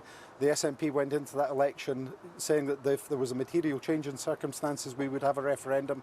I think there's every reason now, if we're going to, as it seems, lurch towards a chaotic hard deal Brexit with Tory infighting over their leadership contest for the next 8 or so weeks and taking us right up to the brink, I think there really is the need now to say to the people of Scotland, you have an opportunity to take a different path from this chaotic Brexit dish that's been served up, the different path from the premiership of somebody like Boris Johnson or one of the others, and this is your opportunity to take that. Except there is no opportunity unless that Prime Minister decides that Scotland can hold a referendum. But leaving that question aside, do you think that Scotland now, which way would it vote? Well, I think more and more as people have gone through this process, they've seen this Brexit farce unfold. They've seen the fact that Westminster doesn't pay attention to Scotland's unique needs, which it has that are very different to other parts of the UK. And I think more and more people, and I think now that polling is starting to show this, more and more people are actually seeing that in future, if we're going to have this Brexit played out in the way it is, that people are willing to get behind independence in the referendum, and I believe that's what will happen. Although, coming back to what you've called the Brexit farce or car crash and that kind of language, looking at what can be done, what it is. looking at what looking at what can be done, what do you think the way out is now? Well, I think that the UK government, particularly the Labour Party, need to wake up now and see that the only way to resolve this on a UK basis, and we're very concerned about the impact of Brexit because the UK government's own analysis shows that there's no version of Brexit that doesn't harm our economy, affect jobs and affect people's living standards. So the best way to solve this is to actually put this back to the people in a people's vote. That's what should happen, and that needs to happen very soon. But I'm concerned now that with another round of Tory vicious infighting to come over their leadership contest, that the Labour Party will do what they've been doing up until now and just fight amongst themselves while all this unfolds. Drew Hendry, thank you for joining us. Thank you. That's it from me for now. We'll be back in a short while. Let's take you back to Shaun now. Thank you very much, Carrie. Let's take a look at the overall results across the rest of the European Union and the spread of seats in the new European Parliament, which meets next month for the first time. Well, the big centre-right and centre-left blocs that have traditionally controlled the Parliament since direct elections began in 1979, their combined majority has gone. And that's because of an increase in support for diverse parties, the Liberals, the Greens and Nationalists. Pro-EU parties are still expected to be in a majority, but those big blocs are now going to have to seek new allies. The Liberals and Greens had a good night across Europe. The Nationalists did particularly well in Italy, in France and of course here in the UK. However, the centre-right European People's Party does remain the largest single bloc. Analysts say it's likely to form what's called a grand coalition with the Socialists and Democrats, with support from Liberals and the Greens. It may not actually mean too much change in who's controlling the direction of the European Parliament. Negotiations and horse trading lie ahead though. Meanwhile, turnout was a surprise in this election. The number of people voting across the European Union rose to 51%. That's up from 42.5%, which was the turnout in 2014. That had been part of a long trend of decline in voter numbers, and it's the best result since 1994. Well, our Europe correspondent Damien Grammaticus, who's in Brussels, now reports. Across Europe, one of the surprises of these elections, Green parties. This was Germany, where they surged into second place. Germany's result mirrored the picture Europe-wide. The traditional centre, Conservative right, Social Democrat left, on the slide, Greens and others profited. So now the Greens are being courted by those old parties looking for their support. People are talking to us. Obviously, they are keen to have the Greens around the table. And so if we are invited around the negotiating table, we'll go there. And it's possible the centre-right under pressure might now fragment further. It's a totally new situation, a totally new setup, and I really believe, I'm convinced, that the vote of the European citizens has a clear message that European Union must be reformed in order to be strong again. For the Greens and all the other parties, how their national results translate into power here in the European Parliament is through the alliances they can forge. And what's clear there is that the surge some predicted for far-right anti-EU forces hasn't materialised. That didn't mean any real celebrations for Emmanuel Macron's party in France. It was beaten just by Marine Le Pen's far-right EU sceptics. But it wasn't a decisive win for her. Her share of seats may actually have fallen. It was Matteo Salvini's far-right League in Italy that was a big winner. However, his allies elsewhere in Europe stumbled, losing seats, limiting his influence. So the most significant gains of all may have gone to the Liberals. Their candidate might now be in with a chance of securing the top EU job on offer, President of the European Commission. The monopoly of power is broken. And this is, of course, why we can do something else. Overall, then, the EU's centre under pressure has held firm, but change may still be coming. Let me bring you some breaking news from elsewhere in the European Union. This is Austria. In fact, you may remember this is the scene in the Austrian Parliament in Vienna, which doesn't look very dramatic now, but it has just passed a vote of no confidence in the government of Sebastian Kurz. He leads the centre-right government. Remember, it was in coalition with the far-right Freedom Party, which has had a couple of goes in government over the last 20 years or so. Sorry, we've lost those pictures from the Vienna Parliament. Not much happening now. All the action was a short while ago. The key point, though, is that because that caretaker government that came after the Freedom Party pulled out of the coalition because their leader resigned because he was caught up in allegations of corruption, what he called a sting that was filmed on camera. He denied any corrupt activity. He resigned. The party pulled out of coalition. The Parliament has now voted no confidence in the temporary government.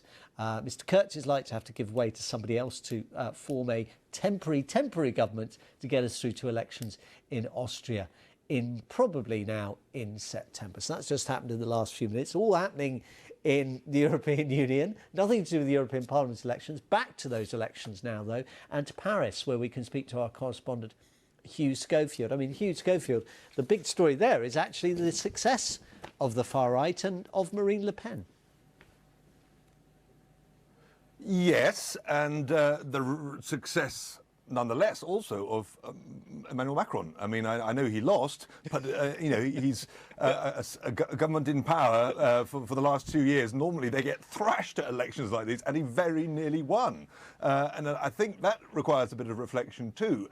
For me, what's happening in France may be something which is what's happening across the rest of the Union slowly, you know, written its first sort of format here. It's a kind of new political world struggling to be born. And what we see here is the old bipolarism, left-right, completely knocked for six, inexistent now. You know, the socialists got 6%. They were ruling the country a few years ago. I mean, you know, 2 years ago. The Les Républicains, the centre-right, Sarkozy's party, de Gaulle's party, they got 8%. Between them, they didn't even muster 14, 15%.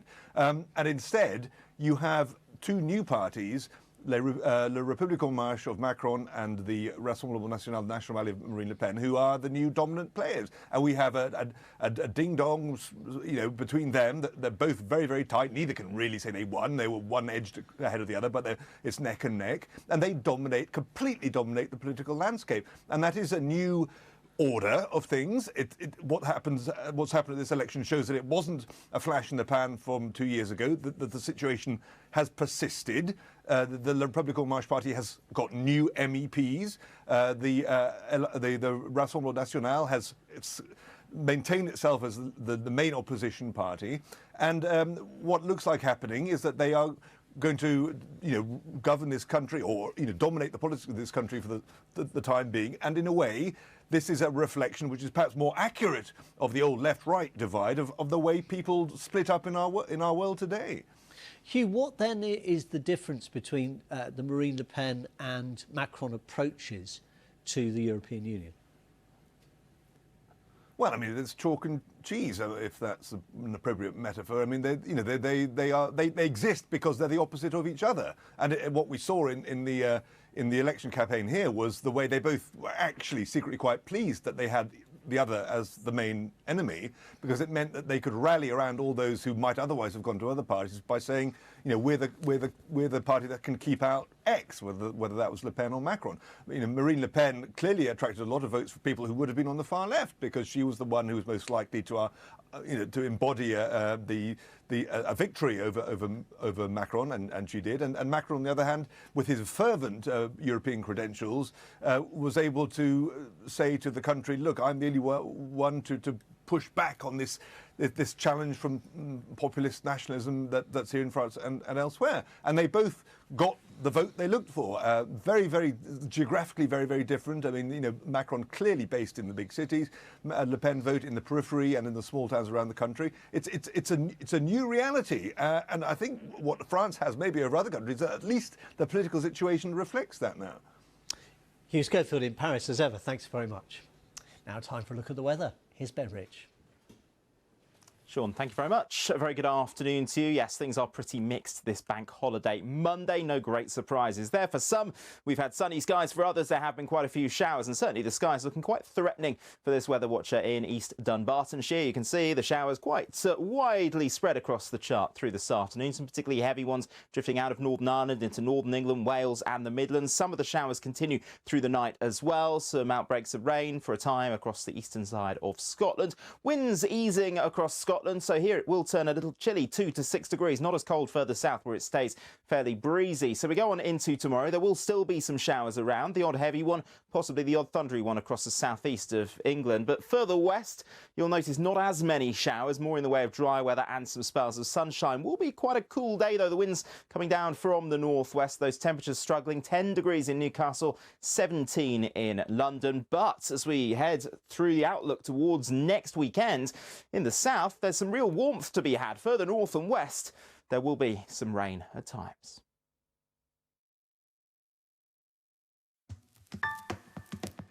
Stories set to shape the news agenda. Headlines, freshly written.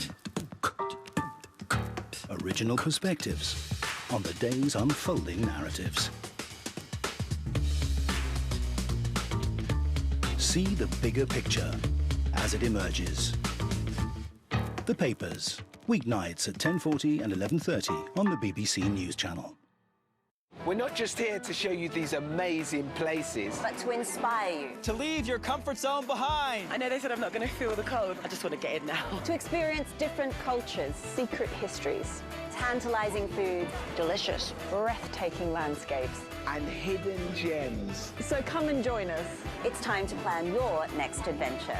Teams arrived. I guess off we go. The Travel Show, Saturday at 10:30. Weekends are different on the BBC News Channel.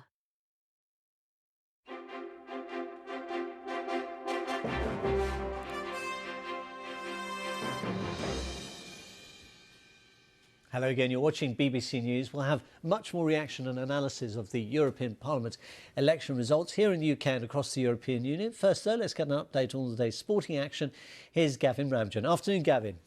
Yes, afternoon, Shaun. We're underway in the Championship playoff final at Wembley. Aston Villa taking on Derby for a place in the Premier League. So much at stake for these two sides in the so-called richest game in football. This is how it stands at the moment. No goals in the match. It's Villa who started the brighter of the sides. Couple of chances each so far, though. 38-year-old Ashley Cole is in the starting lineup for Derby. This match, of course, worth an estimated £170 million to the winner, associated with the benefits of Premier League football. 0-0 with half an hour or so gone in that game. British number one Johanna Konta is through to the second round of the French Open for the first time ever. She beats Antonia Lottner of Germany in straight sets. It's the first time in 5 attempts that Konta hasn't been knocked out in the first round. She'll now play the American Lauren Davis. Konta has been on a good run of form on clay, reaching 2 finals and beating some big names along the way. Petra Kvitova, meanwhile, has been forced to withdraw from the tournament with an arm injury. She said on social media she was truly sad to have to pull out.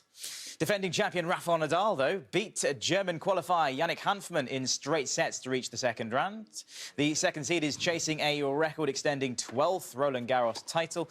He beat the world number 180 in just under 2 hours. The Spaniard will face German qualifier Yannick Madden next. England thrashed Afghanistan by 9 wickets in their final warm-up match before the start of the Cricket World Cup this week. Afghanistan were all out for 160. Jofra Archer leading the way with 3 wickets and Joe Root matching that haul. England having no problem surpassing that total. Jason Roy brutally smashing his way to an unbeaten 89. Some more good news as well for England. Bowler Mark Wood is fit and will be available for their opening World Cup game against South Africa on Thursday. Mo Farah has won the Vitality London 10,000 for the 7th time. The Olympic champion was the honorary starter for the race before finishing ahead of fellow Britons Andrew Butchart and Nick Gulab. Farah said he'd lost track of his winning streak. I honestly thought I won, like, this is going to be my 6th, but even better when I hear the 7th one. It's just a nice day to come out here and win the race. As I said, you know, Andy Butchart is a strong athlete, and Nick, another one who's been going strongly. So Andy was pushing on early on. It's just, you know, as long as I cover every move and, you know, push at the end, I knew that was what it was going to take. Steph Twell retained the women's title as she continues her bid to make the British squad for next year's Olympic Games in Tokyo, while Daniel Sidbury and 3-time Paralympic medalist Shelley Woods won the wheelchair races. I was a bit nervous because there's a great depth in British women's running, but I love running with the guys. I think that, you know, an equal run is a really good way to kind of push yourself and push your own body. And, you know, I supported a lot of guys in the race as well as they supported me. So for me, I thought that was fantastic, and I made sure I finished with the finishing line with the guys because I'm here to run as fast as I can. England's Bronte Law has won her first LPGA title at the Pure Silk Championship in Virginia. She had a share of the lead from day one and finished 2 shots clear of the field with a closing round of 67. A great victory after she lost out in a playoff in San Francisco earlier this month. I believe in, you know, hard work and determination, and, you know, I really stayed so focused out there today. And, you know, obviously my caddy Jeff did a great job keeping me calm, and you know, I guess after, you know, San Fran, it really gave me perspective that I can compete at the top. And, you know, I came at this week with the sole intention of, you know, getting that one better. And, you know, it feels really good. Still 0-0 in the Championship playoff between Aston Villa and Derby at Wembley. But that is all the sport for now. We'll have more for you later, Shaun. Gavin, thank you very much. Gavin Ramchun there at the BBC Sports Centre. Right, before we return to other election matters, let's take a look at some of the day's other main stories. A man and woman have appeared in court charged with the murder of 2 teenagers who died in a house in Sheffield on Friday morning. The woman, who is the mother of the dead children, is also accused of the attempted murder of 2 other children. Alison Freeman was in court. The defendants appeared together in the dock here at Sheffield Magistrates Court this morning, both wearing grey T-shirts. Sarah Barras, who's 34, is accused of 2 counts of murder over the deaths of her 2 teenage children. That's Blake, who was 14, and Tristan, who was 13, both at a house in Sheffield on Friday morning. Now, she's also accused of 3 charges of attempted murder relating to 2 other children. Brendan Machin, who's 37, was accused of 2 counts of murder also. No pleas were given today, and the pair were remanded in custody to appear at Sheffield Crown Court tomorrow morning. Alison Freeman there. The car makers Fiat, Chrysler and Renault are in discussion to merge their 2 businesses. The combined company, that would be split 50-50 between the shareholders of the 2 existing companies, will create the 3rd largest car maker behind Volkswagen and Toyota. Car makers have faced pressure to consolidate amid major shifts in the industry, including the move towards electric vehicles. Now, what's believed to be the clearest ever moving footage of Queen Victoria has been discovered in the film archive of a museum in New York. The importance of the piece of film went unrealised for decades, until a curator from the British Film Institute was shown it earlier this year.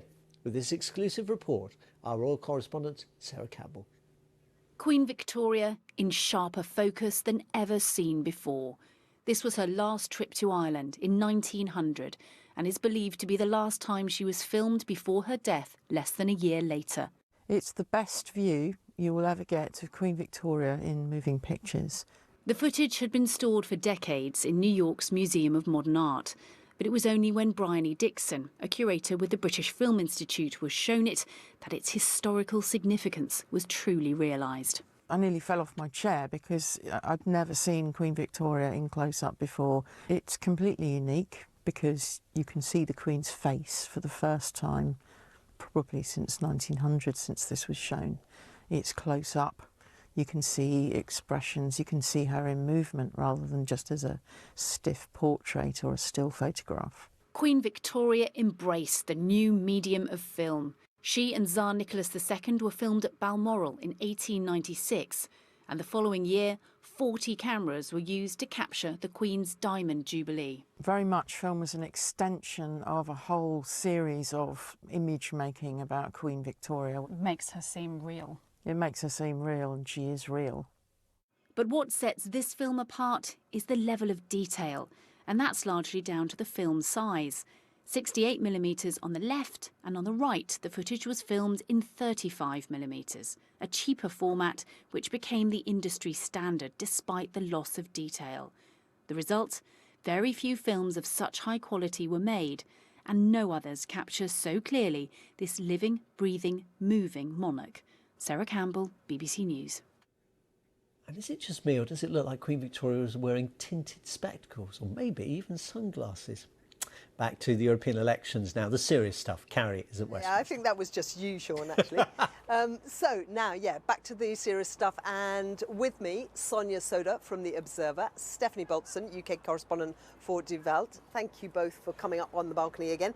Sonia, you first. Just watching those pictures of Queen Victoria, it reminded me that this is actually, what we've just seen, the worst Tory election result since the early 19th century, since before those pictures of Victoria. Which says it all, doesn't it? You really do have to go back a long way. But yes, I think both main parties took an absolute drubbing, as predicted, as forecast by lots of pollsters in the election results last night. And I think both main parties face big questions about their strategy going forward as a result. So the Conservatives will look at, the huge number of voters that left them for the Brexit party and think, gosh, maybe we need to start being a bit more Nigel Farage. On the other side, you've got Labour, who lost some voters to the Brexit party, but I think more voters to strongly Remain parties like the Lib Dems and the Greens. I mean, for the Lib Dems, it was an absolutely extraordinary result, leapfrogging Labour by a good few percentage. So for Labour, we're going to see lots of pressure on Jeremy Corbyn from senior shadow cabinet ministers. It's already started this morning. They're saying to him, your prevarication strategy of trying to be a soft Brexit party to leave voters, but a referendum party to Remain voters, just isn't working. You're going to have to pick going forward. Stephanie, put it in a larger framing for us, because one of the interesting things is we always use our domestic UK lens, but actually centrist parties have lost out across the continent in these elections. Yes, they have, and I think Germany is the best example for that. So the Social Democrats, the SPD in Germany, who's in a coalition with the CDU, Angela Merkel's party, they have had a catastrophic night. They did not only lose in the European election, but they also lost one of their 70, I mean, it's not quite Victorian times, but after the Second World War, they were always in power in the city of Bremen. That was really the most social democratic city in Germany. They lost it as well. The CDU has also been hammered pretty much. The CSU, interesting, not so much, because they have the so-called Spitzenkandidat Manfred Weber, who might eventually become president of the European Commission. And they didn't fare so badly, but the CDU and the SPD have really suffered, while, say, not the fringes, but more the Greens and the Greens and the AfD, not so much neither, but the Greens especially, they have really had a perfect day. And the one thing that's really striking as well about the result across the continent is that there aren't any Brexit successor missions out there. The European electorate is not convinced by the Brexit performance to back an exit in the Netherlands or a Frexit in France, and that kind of messaging has gone away, hasn't it? Yeah, it has, absolutely. And interestingly, yesterday in Germany, always at 6 o'clock sharp, the results come out, and then they interview all the leaders of the party. And they interviewed also Alexander Gauland, who's the leader of the Alternative für Deutschland, which is the anti-immigrant right-wing party. And he literally said, Brexit is one of the reasons why we didn't do so well in these elections. And Sonia, coming back to the UK experience then, do you think that the political parties here are just running around thinking about their own domestic experience, or do you think they're looking at that European agenda and thinking, well, actually, there are a lot of parties now getting MEPs into place who are saying we have to change this from the inside rather than leave? Do you think that kind of encourages the Remainers to think there's more room for change in the EU itself? I suspect that that is probably the case. You've had a lot of talk about what politicians term a Remain and Reform agenda in recent weeks, and I think a lot of people feel like that there are things that need to change about the EU if we're going to stay in it, but actually we'd like to stay in it and try and change it from the inside. So I think that will offer some hope. But if I'm being totally honest, Carrie, I think we have become very inwardly focused in our politics in Britain in the last kind of 3 years. And so I think very much that both the parties and voters, when we went to the polls last Thursday, really had Britain in mind, the British domestic political situation and Brexit and how that shapes our relationship with the EU. So I think it has been very inwardly focused. And just coming to the very difficult dilemmas facing senior politicians, then we saw Sajid Javid, the Home Secretary, enter the race this afternoon. We've heard Jeremy Hunt talking about an existential crisis for the Tory party if we don't deliver Brexit. Boris Johnson's talked about a crushing rebuke. I mean, they have very difficult choices today, don't they? They do, and I think what we're seeing is, you know, they're looking at the sort of meteoric success of Nigel Farage's Brexit party, although, you know, he did have a big support base to build on from his old roots in UKIP, but he has been very successful. They're looking at that and thinking, you know, gosh, we need to tap right. So we're seeing even people like Jeremy Hunt, who voted Remain in the 2016 referendum, has hinted at a no deal in the run-up to this Tory leadership race, which we all know was going to happen. So I think we are going to see the Tory party tap to the right, and that puts us in a really difficult position as a country, because I think it's very, very conceivable that in a few weeks we have a Prime Minister, you know, essentially elected by just 120,000 Conservative members, not by the public at large, who is much more gung-ho about a no-deal prospect than we know Theresa May was. Even though she said she was no deal's better than a bad deal, we know that she was quite reticent about that behind the scenes, and that raises very big questions about a potential parliamentary showdown coming up to October. What will Parliament do to block no deal? How far will they go if we had a Prime Minister, Boris Johnson or Dominic Raab, saying we've not made any headway with the EU and we're going to take Britain out without a deal? Big questions coming up, Sonia Soda. Stephanie Bolson, thank you both. And that is it from me for now. We'll be back in a short while. Shaun, it's back to you. Thank you very much, Carrie. Well, our reality check correspondent, Chris Morris, of course, has been a Europe correspondent as well in his time, is with me. Chris, the question that's raised by all of this is the Brexit Party has enjoyed this big success. Didn't have a manifesto. To be fair, not the only party didn't issue a manifesto in these elections. But nonetheless, people aren't clear beyond saying we're angry and unhappy about the government's failure to deliver Brexit, what it wants to do. Is there any clarity? Not a huge amount, because, as you say, no manifesto, very little detail on the party website. Beyond the obvious thing, we want to leave the European Union. Now, the big thing that Nigel Farage has been talking about in the election campaign, we're going to hear a press conference from him in the next half hour, but his big message in this election is that he wants to leave with what he calls a clean break Brexit. It's interesting, he's tended to avoid the term no deal Brexit. Maybe clean break sounds a bit more uplifting. A bit more positive sounding. But it still means that there would be a fairly sudden rupture. And all the rules and regulations that have governed our relationship with the European Union over more than 40 years would in effect disappear overnight. Now, the Brexit Party and Mr Farage has said, yeah, but we can, within that, still do some deals. But one of the other things they've said they would definitely do, they produced a pledge card during the election which had one or two details on it. One of them was this, the £39 billion divorce bill, which is in the withdrawal agreement, which the government has agreed to pay to the EU over a number of years to settle past debts and future obligations. Mr Farage says we're not going to pay any of that. So that's hardly going to create sort of warm relations with the European Union at this rather critical moment. But, you know, when it comes down to it, the big thing that he's said throughout is, and it's a term we're going to hear a lot of, we want to leave the European Union on World Trade Organization terms. Now, that question of the WTO is interesting, isn't it? Because there are some people, and really prominent Brexiter conservatives who were saying this back in 2016, saying it's absolutely fine. It'll be a painless move if we go on WTO terms. Everybody has to operate by the same set of rules anyway. It's not kind of the Wild West. Others saying, no, WTO rules have kind of stings in the tail because they're supposed to be almost like a fallback if all else fails. Yeah, I mean, we are going to hear a lot about this in the Conservative leadership campaign as well as from the Brexit Party, so get used to this.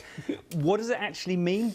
Not a lot, actually, because the rules of the World Trade Organization are, if you like, the basic building blocks of international trade.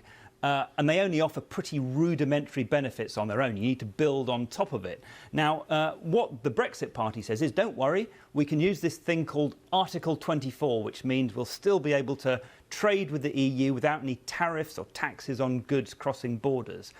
The problem with that is that Article 24 is something that you need to reach agreement with another party about. So the UK can't impose it on the EU or vice versa. But presumably you can argue that because, you know, their companies and their businesses and their consumers benefit from trade with us, it's actually in as much in their interest as in ours that we do get an agreement and we do get this sort of, you know, it's in the interest of both parties to get a deal on those terms. There's no question that if you ended free trade abruptly, there was no frictionless trade, both sides would suffer. And Mr Farage's message has been, if push comes to shove, the EU will come running to us for a trade deal.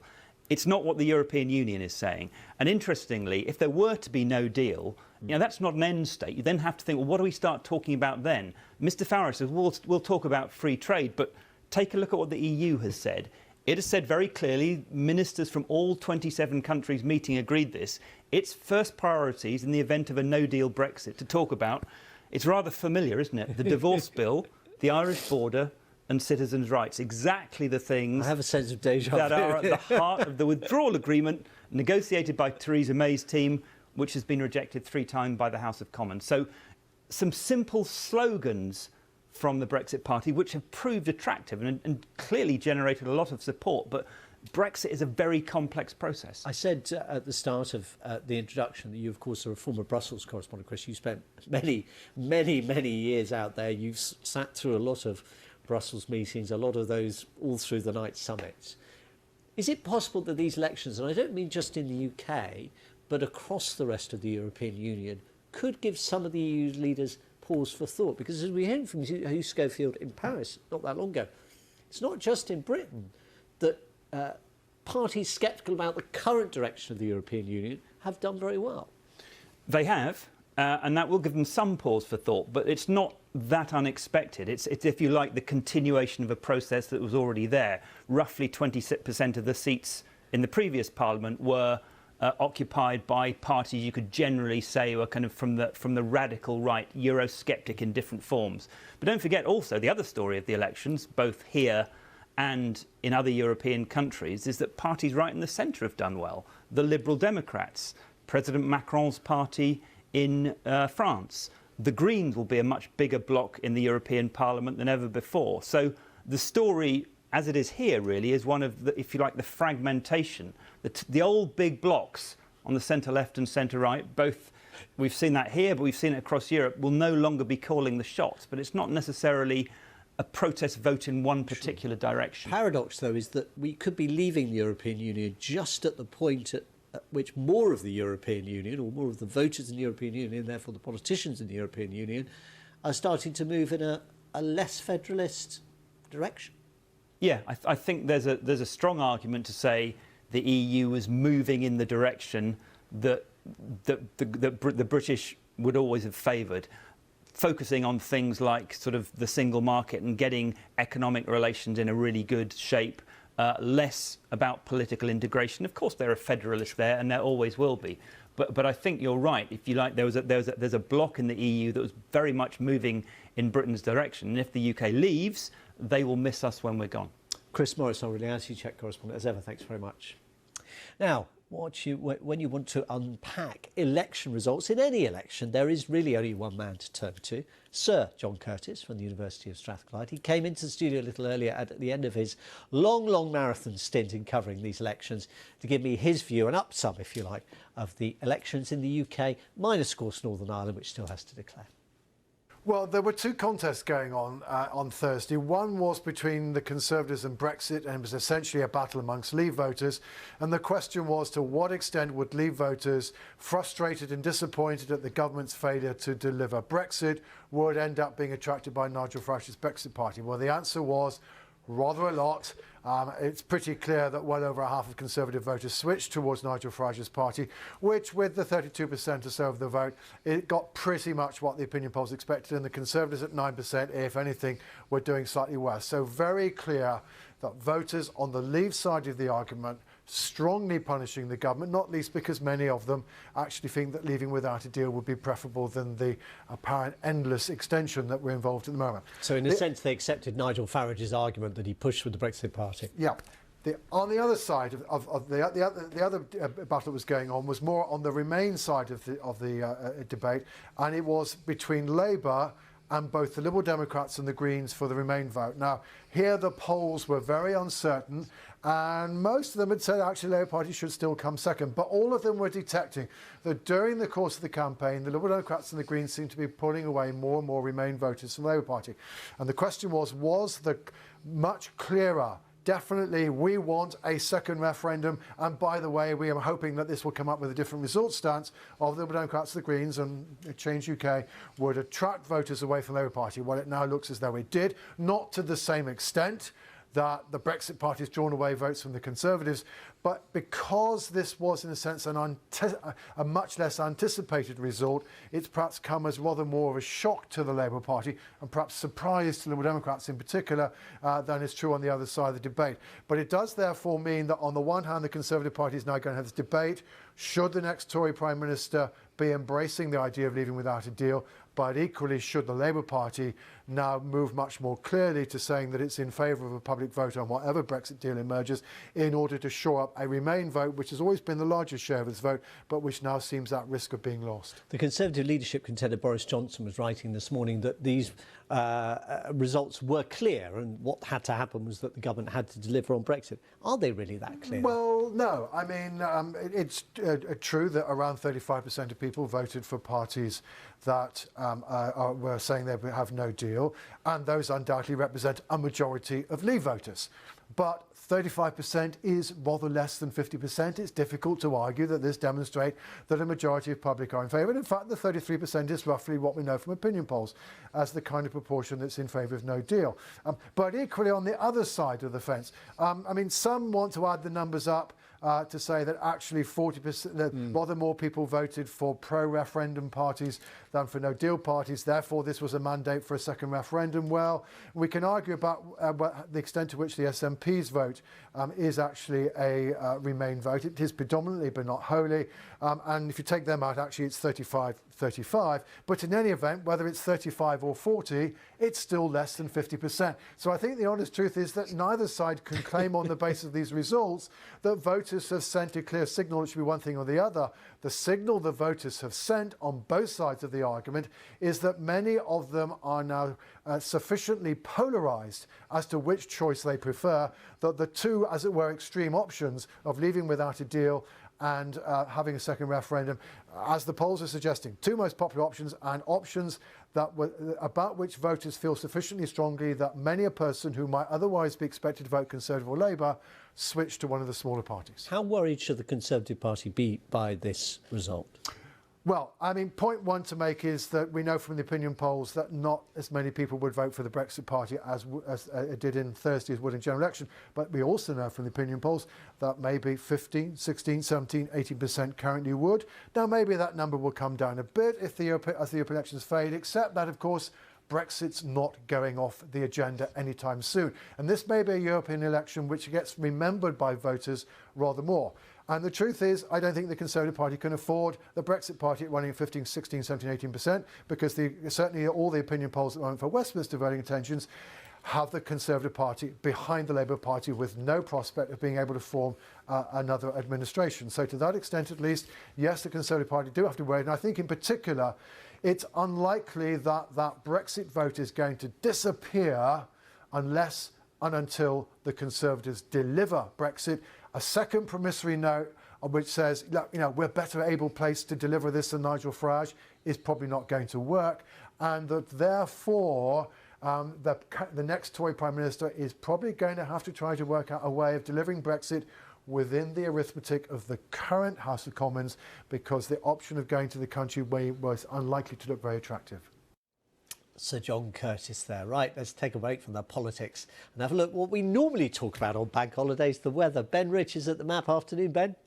Hi there, Shaun. Thank you. Good afternoon to you. And I think it is a bit of a talking point still this bank holiday Monday because it's mixed out there. It's one of those days where one moment you have blue skies overhead, just like this. This was the scene in Guernsey a little earlier on. And then the next minute, a big cloud like this comes along and gives you a drenching. Yes, it is a sunshine and showers day. This is the radar picture from earlier on. You can see some really heavy showers that have moved across Northern Ireland. There has been the odd flash of lightning here. Those heavy showers now making progress across the Irish Sea into northwest England, parts of southern Scotland. They'll get down into Wales and the Midlands. Quite a keen breeze as well, particularly across the southern half of the UK. Not quite as windy further north. And those temperatures were not as high as they have been, particularly down towards the south, 18, 19 degrees.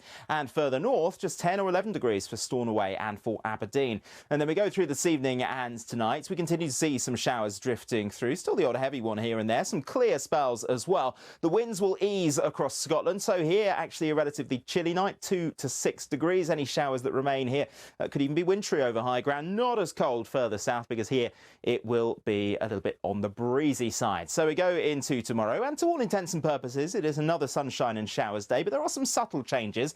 Many of the showers, I think, for central and eastern areas, whereas further west, there shouldn't be as many. There'll be more in the way of dry weather and some spells of sunshine. Certainly a drier day for Northern Ireland, but with the winds coming down from the northwest, it's never going to be desperately warm. Temperatures topping out between 11 and 18 degrees. And as this ridge of high pressure slides through during Tuesday night, well, it could be quite a chilly start to Wednesday morning, a touch of frost in places. Then we see frontal systems approaching from the west. So after what will be a bright start for many on Wednesday, we'll see increasing amounts of cloud and some outbreaks of rain swinging across Northern Ireland, parts of Wales, the southwest into northern England and southern Scotland. A few showers across northern Scotland as well. Those temperatures generally 12 to 18 degrees, but it'll start to feel a little bit humid down towards the south, and that is the start of a change that takes us towards the end of the week. Frontal system still wriggling around across northern and western parts of the UK, but the further south you are, to the south of those weather fronts, well, we start to bring the air wafting its way up from the southwest. That'll be mild air, quite warm air in fact, quite humid air as well. So have a look at what that does to the temperatures down towards the south by next weekend. Middle 20s Celsius, but the further north and west you are, slightly different. There will continue to be some rain at times.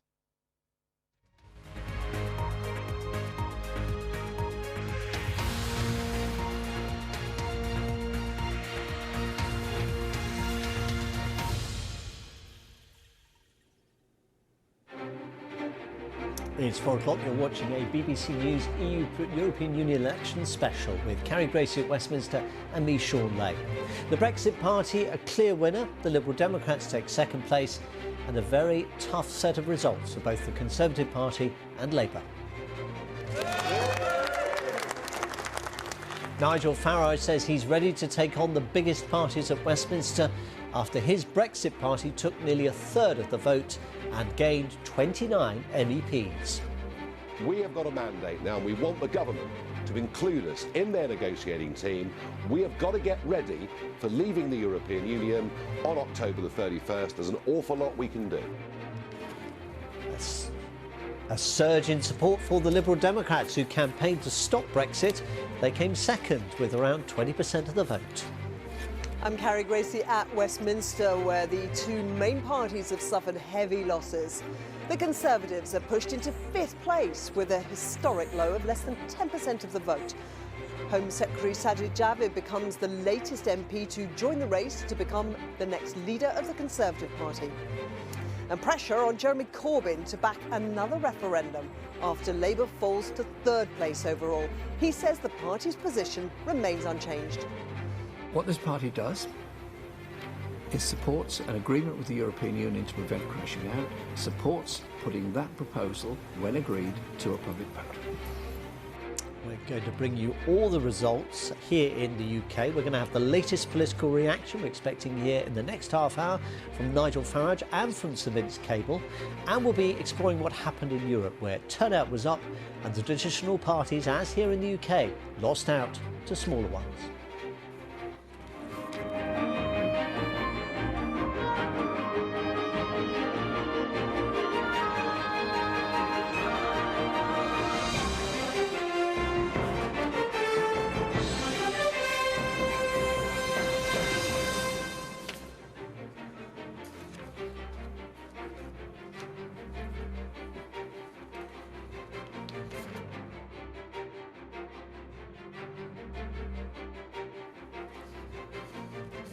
Hello, very good afternoon to you.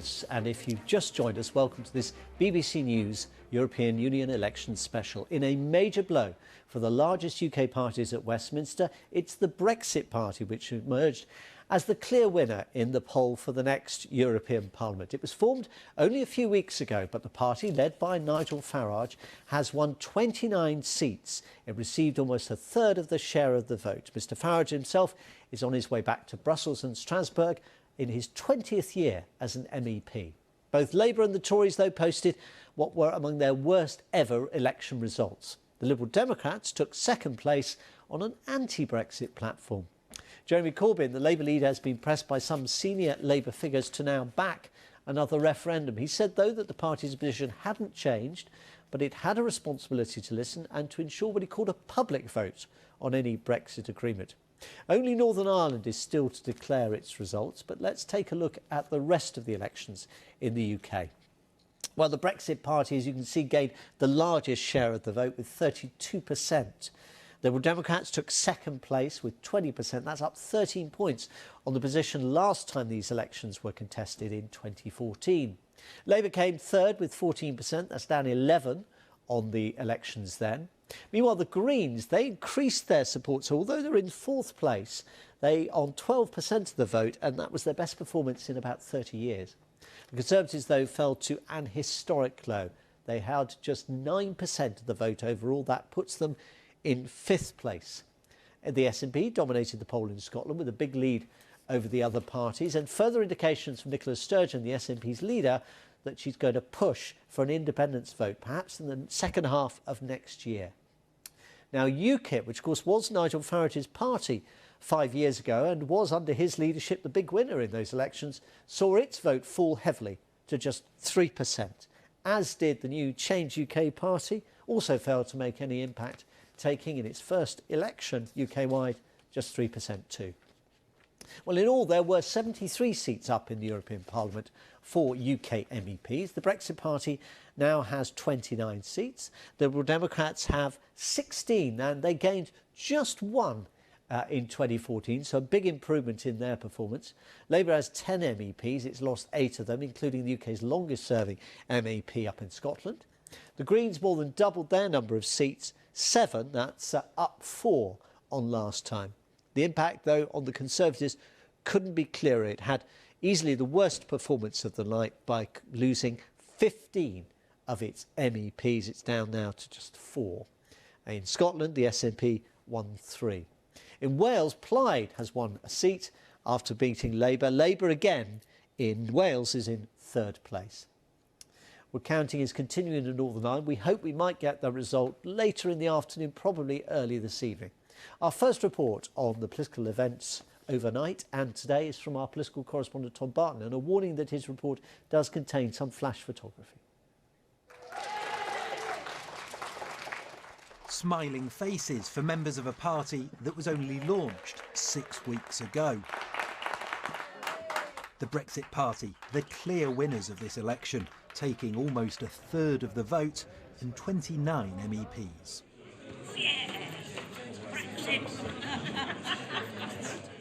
The party's leader saying that this could be just the start. If we don't leave on October the 31st, then the scores you've seen for the Brexit Party today will be repeated in a general election, and we are getting ready for it. It wasn't just a good night for the Brexit Party. Those standing on a clear Remain platform also made great leaps forward. The Greens beat the Conservatives into fourth place, while it was a champagne moment for the Liberal Democrats, coming in second with 20% of the vote. This is the first time in 100 years that we've beaten both the Conservative and the Labour Party in the same election, and we are clearly able to demonstrate that both the Conservative and Labour Party did badly because they were absolutely split, couldn't articulate what they wanted on Brexit. We've been very clear we are the strongest Remain party. The one thing that is clear from this result is that voters don't like the tightrope walk Brexit compromises that the two main parties have been offering up to now. What then does that mean for the future? Well, both for Labour and the Conservatives. It means that they're going to be under pressure to adopt simpler, clearer positions. Theresa May today sharing her disappointment, saying the result shows the importance of finding a Brexit deal and hoping it focuses minds in Parliament. Good morning. The result is focusing the minds of those hoping to replace her, like the Home Secretary Sajid Javid, who joined the race today. For many of the contenders, though, the message from voters is a simple one. I'm deeply saddened by the fact that so many candidates and so many activists worked so hard and we didn't get the result that we wanted. And one message is clear from these results. We absolutely need to deliver Brexit. I led the campaign to take Britain out of the European Union, and we must honour that referendum result. In Scotland, Labour has been wiped out in the face of an SNP surge, while in Wales, the party was forced into third place. The pressure now on the leadership, including from some senior voices, to back another referendum. Jeremy Corbyn today promising to listen. What you have from me today is a commitment that our party is listening to its members and its supporters and reaching out to other parties across the House of Commons to prevent a crashing out from the European Union with no deal. A commitment that the future will of course be put to a public vote, as we have already proposed in Parliament. These results providing no easy answers for the parties when they return to Westminster next week. Tom Barton, BBC News, Westminster. Right, we're going to Lambeth now, not to hear from the Archbishop of Canterbury, but to hear from Sir Vince Cable, who's with party activists there. As for our party, the Liberal Democrats, I think we've done brilliantly well. Taken together with the local government election results a few weeks ago, we're clearly now a major national force again. And our next big task is to work with other people in other parties who are like-minded, initially to stop Britain crashing out of the European Union by accident. There's a task ahead, but we've had a brilliant result and we've got a lot now to build on. Thank you very much.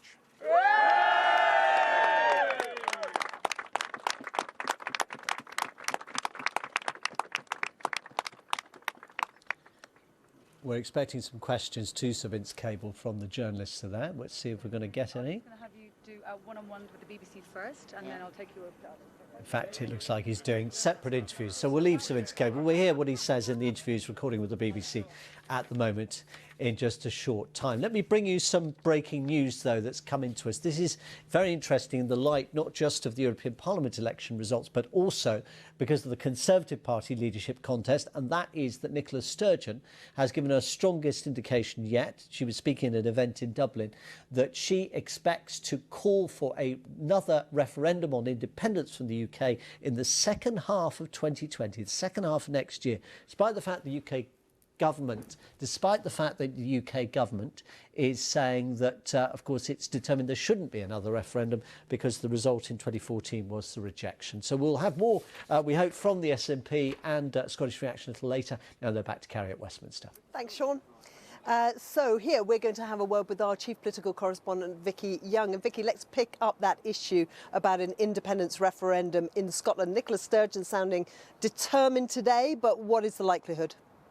She said before that she thinks there should be one before the next Scottish elections, but this is sort of pinning it down a little bit more. And she has been under a lot of pressure from some within her own party to move to this position where she is more specific about a second independence referendum. Now, I think from her point of view, she, of course, wants to make sure that it could be won this time round and will be looking very carefully at the polls. But I think she probably views the prospect of a new Conservative leader, one who may well move to a no-deal Brexit. She might see that as a good chance because she would look, of course, at the result in Scotland at the last referendum where Scotland voted overwhelmingly, around 60-61% to remain, even though it was worth pointing out 1 million people in Scotland did vote to leave the EU. But she would point to that, I think, and think that that might be the thing that would prompt Scotland to go for independence a second time round. But of course it means the Westminster Parliament has to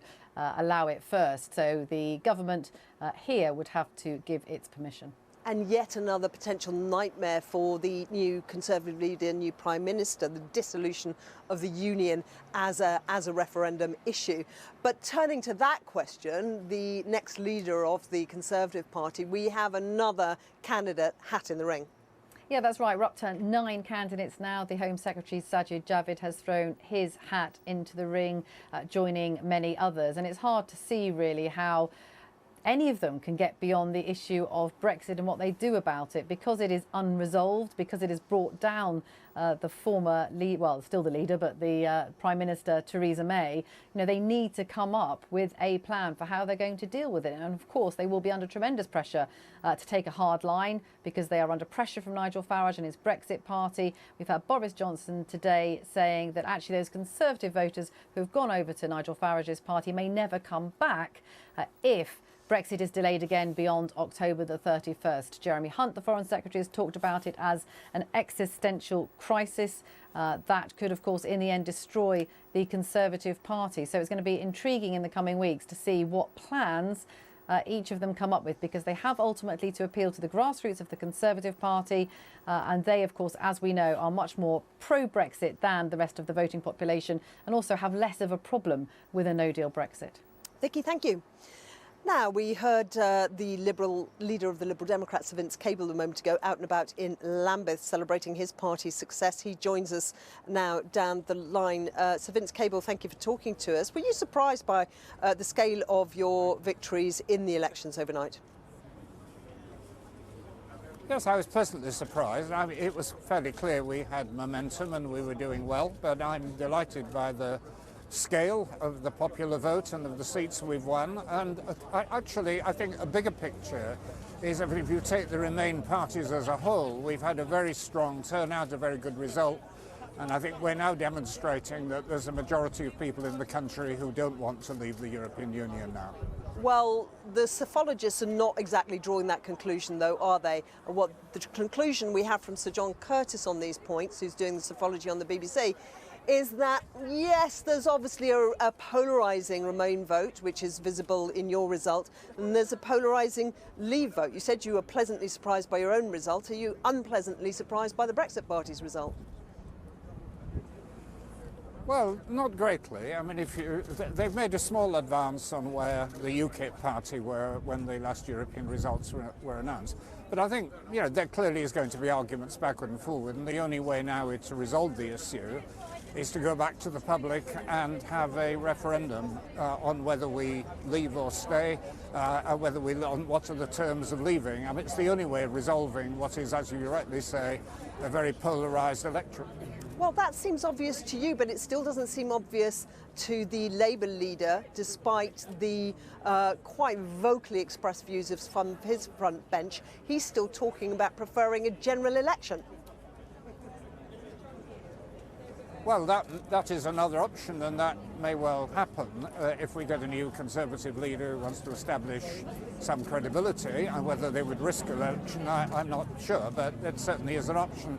But I mean, Jeremy Corbyn's position is now very weak. I mean, he's been almost humiliated in these elections. It was understandable the Tories were going to take a hammering, but for the Labour Party to go down so far and become so discredited with this ambivalent position towards Brexit, I suspect his own position is a good deal weaker than it was a few days ago. If we can just talk about your electoral fortunes again for a moment, because obviously it was a good result, as everyone's saying, for you overnight, but many are also saying it's a protest vote over Brexit. It would not be repeated in a general election. It would be a wasted vote there. Well, it clearly isn't a wasted vote, because otherwise we wouldn't have done so well in the local elections either, where far from being a protest vote, it was often a very positive vote for Liberal Democrats in local government. No, clearly when we get to a general election, we have the familiar problem of first past the post, but I think in a way British politics is now changing in quite a radical way. I would be surprised if the Conservative Party or the Labour Party survive intact to the general election. There are tremendous tensions now within the two traditional parties, and we may get a completely different kind of political alignment by the time we next go to the polls nationally. And Liberal Democrats will be in a very, very strong position to lead opinion in those elections. Is that you with evidence or facts to support that, or is that you just stirring it up to provoke a more imminent existential crisis for the two main parties? Well, I don't need to. I mean, you just listen to the way they talk to each other. And the Conservative Party are clearly in terrible disarray. We don't know what's going to happen with the leadership election. The Labour Party has been quiet for a while, but we know that there is a latent civil war that could break forward again at any time. No, I don't think I'm exaggerating. I mean, the tensions, the cracks in the system are all too apparent. Talking about tensions and cracks in the system around the questions of leadership, of course, your own party will soon have a leadership battle as you depart. Is that going to be all sweetness and light? No, I think it's very good. We're doing this in a very orderly way, as I hoped. I said we would have a planned succession. That's what we're going to get, but there is now a competition between potentially very good candidates. I wish them well. I will remain active myself in the broader movement. No, I'm very optimistic about where this is going to lead my party. And so who are you supporting for that role? Do you have a preferred candidate? No, I don't. It would be inappropriate for me to pick sides, but in any event, the candidates I know about are very, very capable. They've served in government in senior roles. They're very good opposition campaigning politicians as well. So I think the party will be in good hands, whoever it is. And what will be your first word of advice to them? What will be your first instruction about what they should do on their first week in office? No, I'm not giving instructions. I will be, talking privately about some of the problems any party in our position faces, trying to build up to the next step. But no, they'll be taking on the leadership in a very good position, but there's a lot more to do. We've still got to win the battle over Brexit. I'm optimistic now, but it's got to be won. Sir Vince Cable, thank you so much for joining us. Thank you. And with us now, Conservative MP James Morris, joining us on the balcony. Thanks very much. Now, I know you're Vice Chair of the party, and that means you don't express preferences either in terms of... That's right. But what do you think the challenges are for them today? Well, look, this was a very bad set of results for the Conservative Party. I don't think there's any way of spinning it otherwise. We failed to deliver Brexit by the 29th of March, so as the government, we have to take some responsibility for that. Prime Minister, in her resignation speech, also took responsibility for it. So now the party needs to move forward, and the party has challenges. We need to deliver Brexit by the 31st of October, and whoever is the next leader of the Conservative Party needs to bring the party together and bring the country together. So, we heard Sir Vince Cable saying there, and we've heard it indeed from senior figures in your own party, in fact from as senior as the Chancellor, Sir Philip Hammond, real concerns about the possibility of tacking towards a no-deal Brexit? Well, that's going to be a question for those who are putting themselves forward for the leadership contest. I would prefer us to leave the European Union with a deal. I supported the Prime Minister's withdrawal agreement, but we do need to deliver Brexit. But that is going to be a matter for the leadership contenders. OK, so if I can just press you on the choices that may be coming down the road for somebody like you, if it comes to October the 31st, coming close, and the question is, no-deal Brexit or no Brexit, which way will you go? Well, look, it's on public record. In the indicative votes in Parliament, I voted to keep no deal on the table. I thought it was a mistake to take no deal off the table. I think Parliament was wrong to take no deal off the table. So I think it's imperative for the Conservative Party to deliver Brexit. That's why we had such a bad set of results. People were frustrated by the fact that despite our efforts, we weren't able to leave by the 29th of March. So that is an absolute imperative for whoever is the leader of the Conservative Party. So a no-deal Brexit is better than no Brexit in your list, hierarchy of... I would prefer... I know what you prefer. I would prefer a deal. Yep. But we need to leave the European Union in order to fulfil the promise of the referendum in 2016. And yet, coming back to the point I make about Philip Hammond, that is clearly not the view of every MP in your party, is it? So are you in danger of a situation where you get some soft Brexiteers or Remainers who vote down the government? Well, look, you're asking me a hypothetical question about what may happen in a future scenario. Time is short. But there's a leadership contest about to happen. I don't know who's going to be in that leadership contest, but it's for them to lay out how they will approach this issue on the basis that it's imperative that we need to leave the EU by the end of October. But you're asking me about a hypothetical which I can't comment on right now. And when you look then, let's look at something that you can comment on. When you look to Europe and see the results there, do you get a sense that there might be a partner out there who's prepared to go back, unpick the negotiation, put it together in a more congenial fashion, that you can all go into the eye lobby for it? Well, as I say, I think it would be better for us to leave the EU with a deal. Now, it's in so our I'm asking interest. For your assessment of Europe. But it's in our interest, and it's in the interest of the European Union to have that deal. We've had elections across Europe, they've been mixed. We've had obviously populist parties doing quite well in some areas, not doing so well in other areas. The European Commission is going to be different when we get to September. I think that there is a strong possibility that the EU will want to do a deal with the UK so that we leave in an orderly fashion. They don't want a no-deal Brexit, but as I say, I'm on public record of saying I think we should keep no deal on the table. James Morris, thank you so much for joining us. Now, as you've been hearing, the Brexit Party have top polls in every part of the UK, apart from Scotland, which was won by the SNP, and London by the Liberal Democrats. Northern Ireland's still left to declare. Rita Chakrabarti has been crunching all the numbers, looking at all the results. This has been an election of stark contrast, with the Brexit Party putting in a very impressive performance, but strong performances too from the Liberal Democrats and the Greens, and a real disaster for Labour and the Conservatives. Let's take a look at some of the details. Castle Point here in the east of England. This was one of the Brexit Party's strongest results. Look at that, 59% of the vote here in a very Leave voting area, but a really, really strong performance, leaving all the other parties behind there. Brexit Party also coming out on top in Windsor and Maidenhead. That's Theresa May's constituency, her own backyard. They came out on top in St Helens here in the northwest, beating Labour in their own heartland. Look at that. Brexit Party on 35% and the Labour Party on 22%. For the Liberal Democrats, it was also a very good night. Here in Elmbridge, for example, they topped the poll by 39%. Now, this is an area that had been Conservative for the last 3 European elections. And if we take a little look at the change in the share of the vote, look at that. The Conservatives plummeting by 31% to the benefit of the Liberal Democrats. For the Lib Dems, it was a great night in London. They topped the poll in London, and that included Islington, which is Jeremy Corbyn's constituency.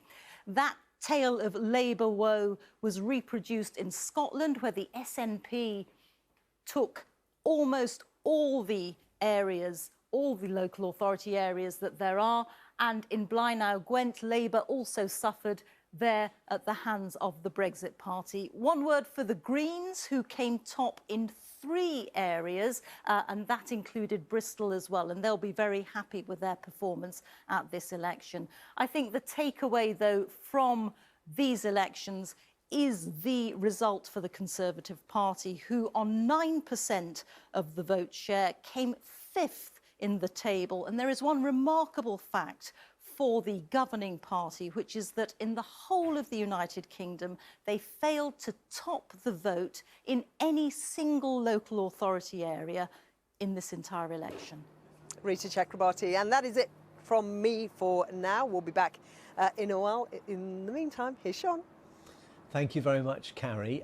We promised you that we would hear from Nigel Farage at some point. We just heard, obviously, from Sir Vince Cable talking there to Carrie. Nigel Farage has had his news conference, but they did it in a corridor, not in the main room where it had all been set up. We're going to get it replayed and we'll bring it to you in just a few moments' time. Before that, let's take a look at the overall results across the rest of Europe and the spread of seats in the new European Parliament, which will sit for the first time next month. Well, the big centre-right and centre-left blocs, which dominated the last Parliament, have lost their combined majority amid an increase in support for Liberals, Greens and Nationalists. Pro-EU parties are still likely to be in the majority, but the traditional blocs will have to seek new allies. The Liberals and Greens had a good night, as did Nationalists, in particular in Italy, France, of course, here in the UK.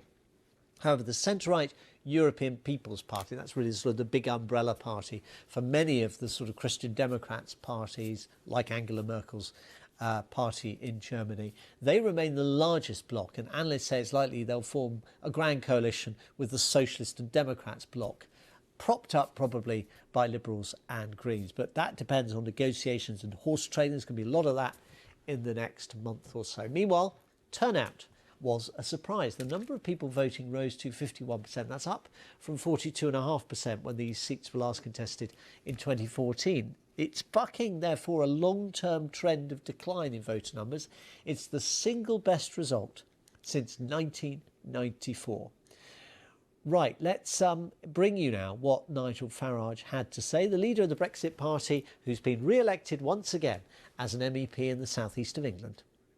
All these people come from the real world. They won't mind not being in the European Parliament. They've got plenty of other things they can do. They can get on with the rest of their lives. They're doing this because they believe in it. And what's your plan for after this, Westminster? Well, I tell you what, if we left the Brexit process to the Conservative and Labour parties, we would never, ever have got a Brexit that resembled anything like what we voted for in the referendum. This clearly will put pressure on them, pressure on the Conservative leadership contest. And the question is, are they actually going to respond to this pressure, or will those parties go on being coalitions?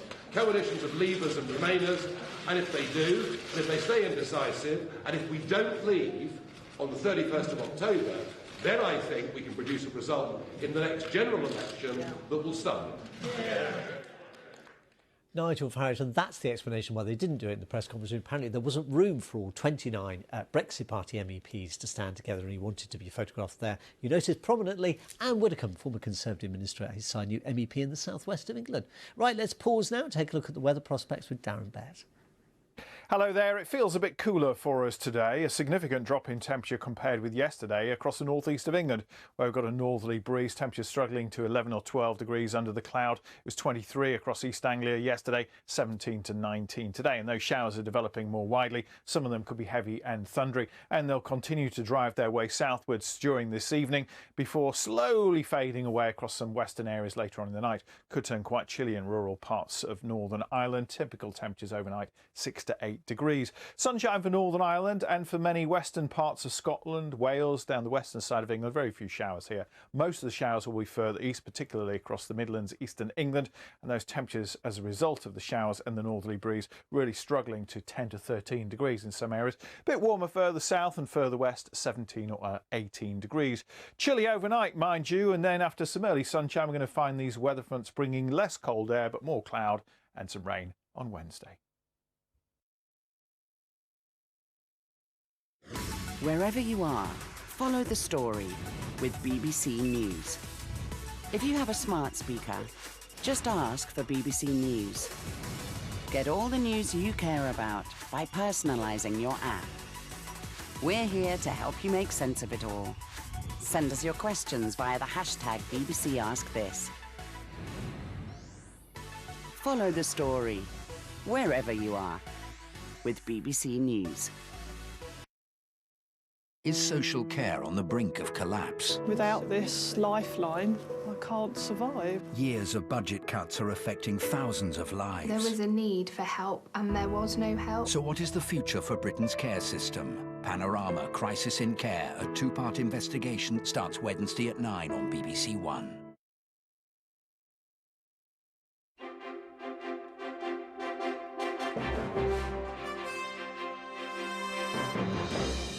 Hello, you're watching BBC News. We're going to have more reaction and analysis of the European Parliament election results shortly.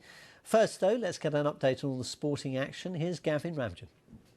Thanks very much indeed, Shaun. Not long to go now in the Championship playoff final at Wembley between Aston Villa and Derby. A place in the Premier League up for grabs here. It is currently 2-0 to Aston Villa. Villa took the lead just before half-time. Anwar El Ghazi with a diving header from across. And it was another ball into the box, which contributed to their second. John McGinn bundling home this match worth an estimated £170 million to the winner, associated with the benefits of Premier League football. And it's billed as the richest one-off game in football. Currently 2-0 to Villa with around 15 minutes or so left in the match there at Wembley.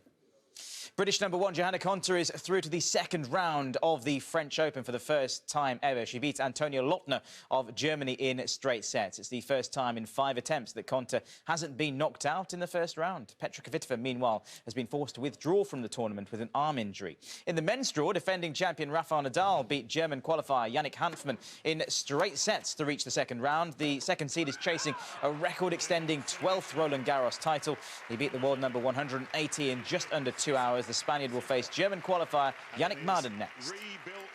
England thrashed Afghanistan by 9 wickets in their final warm-up match before the start of the Cricket World Cup this week. Afghanistan were all out for 160. Jofra Archer leading the way with 3 wickets, with Joe Root matching that haul. England had no problem surpassing that total. Jason Roy brutally smashed his way to an unbeaten 89. Also good news for England, bowler Mark Wood is fit and will be available for their opening World Cup game against South Africa on Thursday. And captain Owen Morgan was also back from a fractured finger but chose not to field in the match.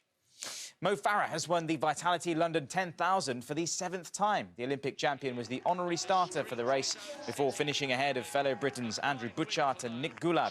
Farah said he'd lost track of his winning streak. I honestly thought I won, like, this is going to be my 6th, but even better when I hear the 7th one. It's just a nice day to come out here and win the race. As I said, you know, Andy Butchart is a strong athlete, and Nick, another one who's been going strongly. So Andy was pushing on early on. It's just, you know, as long as I cover every move and, you know, push at the end, I knew that was what it was going to take. And Steph Twell retained the women's title as she continues her bid to make the British squad for next year's Olympic Games in Tokyo, while Daniel Sidbury and 3-time Paralympic medalist Shelley Woods won the wheelchair races. I was a bit nervous because there's a great depth in British women's running, but I love running with the guys. I think that, you know, an equal run is a really good way to kind of push yourself and push your own body. And, you know, I supported a lot of guys in the race as well as they supported me. So for me, I thought that was fantastic, and I made sure I finished with the finishing line with the guys because I'm here to run as fast as I can. England's Bronte Law has won her first LPGA title at the Pure Silk Championship in Virginia. She had a share of the lead from day one and finished 2 shots clear of the field with a closing round of 67. A great victory after she lost out in a playoff in San Francisco earlier this month. I believe in, you know, hard work and determination, and, you know, I really stayed so focused out there today. And, you know, obviously my caddy Jeff did a great job keeping me calm, and, you know, I guess after, you know, San Fran, it really gave me perspective that I can compete at the top. And, you know, I came at this week with the sole intention of, you know, getting that one better. And, you know, it feels really good. And that is all the sport for now, even. We'll have more for you in the next hour. Gavin Ramjan there at BBC Sports. And thanks very much, Gavin. Right, before we return to Carrie, Gracie at Westminster with more European Union political reaction, let's take a look at some of the other main stories happening today. A man and woman have appeared in court charged with the murder of 2 teenagers who died in a house in Sheffield on Friday morning. The woman, who's the mother of the dead children, is also accused of the attempted murder of 2 other children. Our correspondent Alison Freeman was in court. The defendants appeared together in the dock here at Sheffield Magistrates Court this morning, both wearing grey T-shirts. Sarah Barras, who's 34, is accused of 2 counts of murder over the deaths of her 2 teenage children. That's Blake, who was 14, and Tristan, who was 13, both at a house in Sheffield on Friday morning. Now, she's also accused of 3 charges of attempted murder relating to 2 other children. Brendan Machin, who's 37, was accused of 2 counts of murder also. No pleas were given today, and the pair were remanded in custody to appear at Sheffield Crown Court tomorrow morning. Alison Freeman. The car makers Fiat Chrysler and Renault are in discussions to merge their 2 businesses. The combined company, which would be split 50-50 between Fiat and Renault shareholders, would create the 3rd largest car maker behind Volkswagen and Toyota. Car makers have faced pressure to consolidate amid major industry shifts, including the trend towards more electric vehicles. President Donald Trump's 4-day state visit to Japan is drawing to a close. Today, the US president became the first foreign leader to meet Japan's new emperor, Naruhito. Mr. Trump also held talks with Prime Minister Shinzo Abe. Trade dominated the agenda, as did defence issues and North Korea. I'll have more on this story in the next half hour here on BBC News. Now, what's believed to be the clearest ever moving footage of Queen Victoria has been discovered in the film archive of a museum in New York. The importance of the piece of film went unrealised for decades until a curator from the British Film Institute saw it earlier this year. With this exclusive report, here's our royal correspondent, Sarah Campbell. Queen Victoria in sharper focus than ever seen before.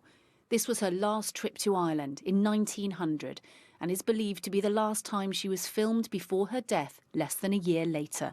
It's the best view you will ever get of Queen Victoria in moving pictures.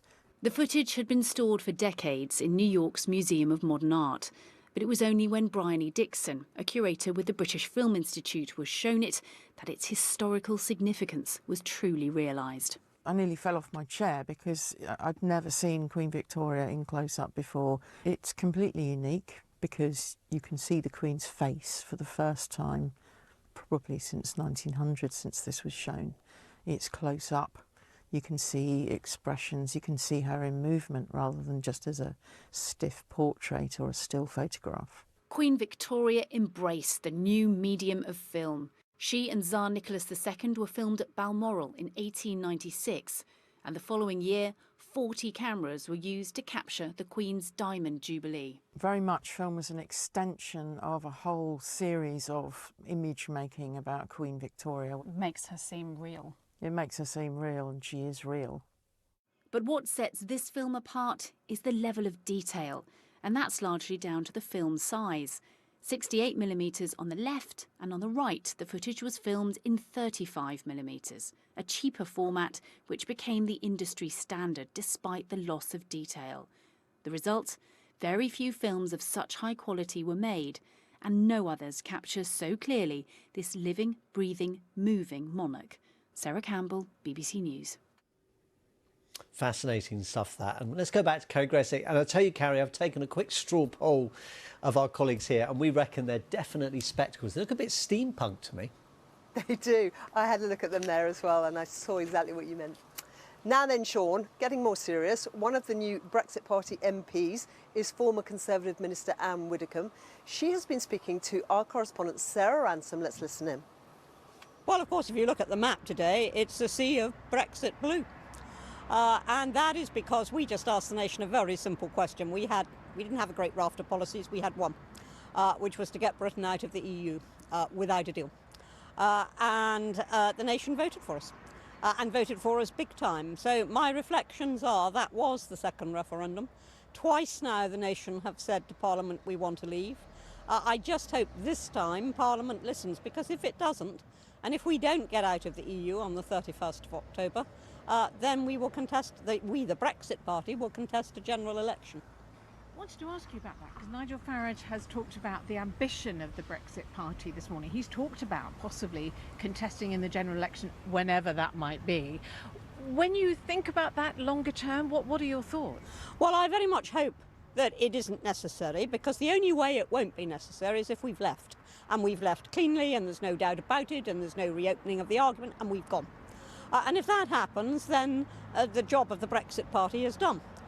But if that doesn't happen, if we don't leave, and actually at the moment that's the most likely outcome given their record, if we don't leave, or we leave in name only and stand there one leg in and one leg out, or if there's then a serious attempt to reverse the leave, then we will stand in a general election, yes. Anne Widdecombe, their newly successful MEP. With us now, Professor Sarah Hobart from the London School of Economics. Sarah, you're an electoral behaviour specialist. Is your assessment similar to that of Anne Widdecombe? I mean, she's basically saying there that was the second referendum that we just saw. The outcome was clear. People want to leave and they want to get on with it. Well, I mean, there's a couple of things to say about that. I mean, of course, it wasn't a referendum. It was an election to the European Parliament. But she's right when she says that Brexit was the issue that most people had on their minds, we think, when they went to the polls. And the way you can see that is in this clear divide between the parties like the Brexit Party that topped the polls, that stood for a clear Brexit message, but also the parties on the other side, the Remain Party, the parties that promoted a people's vote. And if this was a referendum, of course, the Brexit Party didn't get more than 50% of the vote. So I'm not sure it's to her advantage to present it like that. It's always hard in an election that's not a referendum to say which side won. But if we do group together the parties that went out and said we want to remain, we want to have a people's vote, it looks like they did slightly better at around 40% if we look at the Greens, the Liberal Democrats and SNP. So in that sense, the referendum was not clearly won by one side or the other. In fact, what we see is that the public is very much still divided on the issue. And what is harder to see is how the traditional Tory or Labour supporters, how they fall, because of course their results were very bad, both of the main parties, but they still did get votes, and it's not clear, given the convoluted positions of both of those parties, it's not clear where they would fall. No, I mean, what we saw is that these two main parties that didn't have as clear of a position on Brexit in the eyes of voters both lost out. It looks like when we look at the local constituency data, what we can see is that they really lost out both in Remain-leaning and in Leave-leaning areas, whereas where the Brexit Party picked up most votes were in the areas where a lot of people back in 2016 had voted for Brexit, and where the Liberal Democrats and the Greens picked up most votes, where the Remain did well back in 2016. So there was that clear new cross-cutting divide in British politics, and the Conservatives and Labour really lose out to both sides. And of course some of that was flagged up in advance. People were saying it would turn out like that, the scale of it perhaps deeper, worse than both of those main parties imagined. But what else do you read into the results when you go crunching through those numbers? Well, we have to be, of course, careful in terms of sort of translating from a European Parliament election with low turnout, and also where voters know they're not voting for a government, they're voting to send a signal. And this is exactly what they did. They send a signal to the people sitting over here in Westminster about Brexit. But it was not one signal, it was two very different signals. We have one part of the population that sent a strong signal saying, you know, we want to get on with Brexit. And we had another part of the population saying, no, we want a second referendum, or we want to revoke Article 50 or something of that type. So it's really not, we're not any further in terms of being able to use this vote to say, well, now we know what the public wants. And of course, another key player in the Brexit drama is the EU. We've seen elections across the continent. Is there anything in the results that you've seen there that affects the debate here, do you think?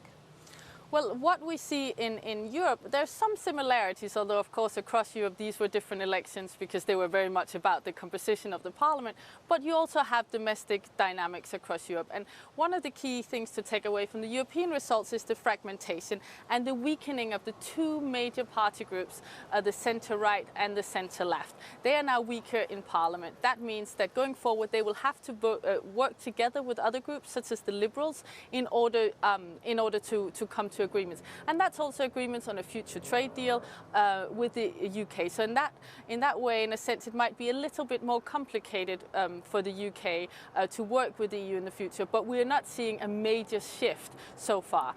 What we have to look out for now in terms of the EU is who is going to be the next Commission President.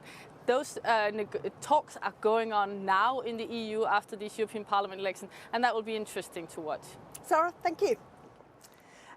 Now, as we saw a few minutes ago, UKIP leader Nigel Farage, not UKIP leader, Brexit Party leader, has been speaking at an event in Westminster. So let's hear from our political correspondent, Jessica Parker, who was there for us. Jessica, tell us more about what he had to say.